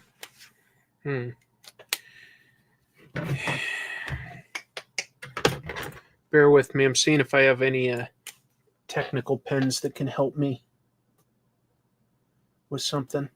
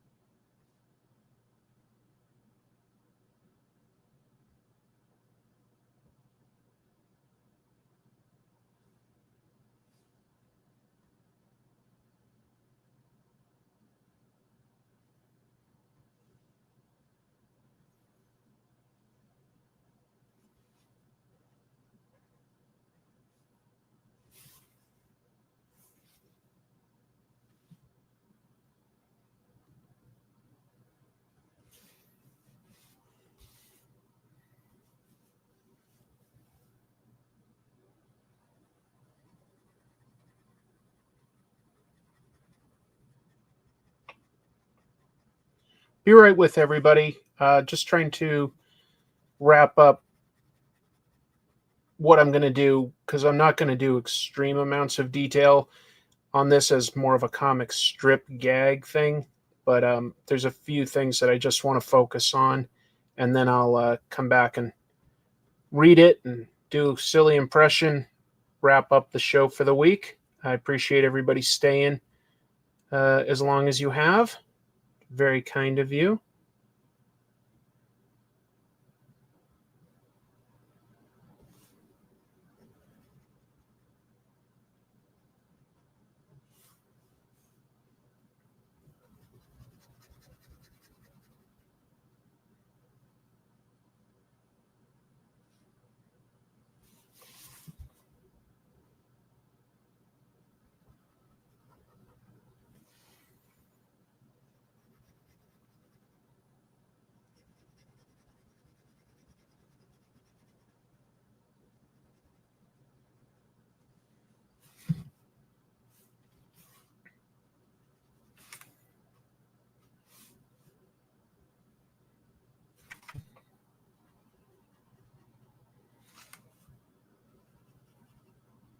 Almost done.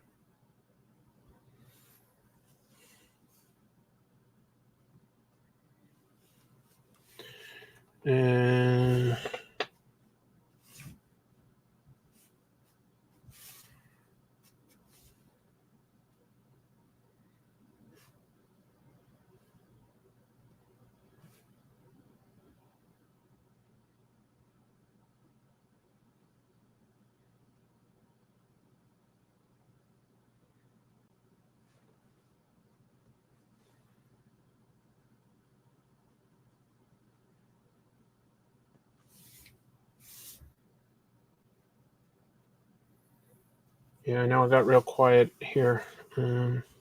Okay. I think that should do it. Let me just clean these faces up a little bit by getting rid of some of the extra marks. And then I think it'll look a little nicer. Yeah. All right. So here we go. If you can't drive fast, it can make you furious. The family was astounded by Dom's doctrine. So live thy life a quarter mile at a time. Asterisk. Book of Dom 4:17. There we go. This is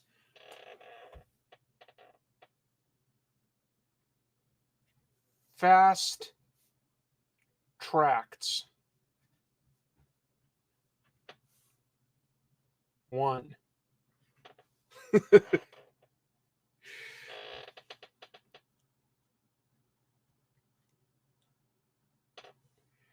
There we go. We've got the first fast tracts done. I don't know. We'll see if anybody responds to this. I'll post it to like some of my social media and see if people like it. And if they do, I'll make more. And if they don't, I'll move on to a different idea. Thank you, everybody, for joining me for, wow, just over 3 hours. That is plenty of time. So keep your eye out on this channel. We will have a trash movie bonanza about a Superman movie. And keep your eye out on Comic Tropes, my other channel. I will soon have a video about my personal favorite Superman comic and go into deep dive essay style about that. I don't think I've got anything else to plug right now. Thank you, all of you. Thank you to my patrons that support this show and make it possible. Thank you to my guest, Jason Shawn Alexander. Very interesting. I've got the link for his Zoop in the description. Thanks, everybody. Hit like and subscribe. And otherwise, keep reading comics. See you soon. Bye.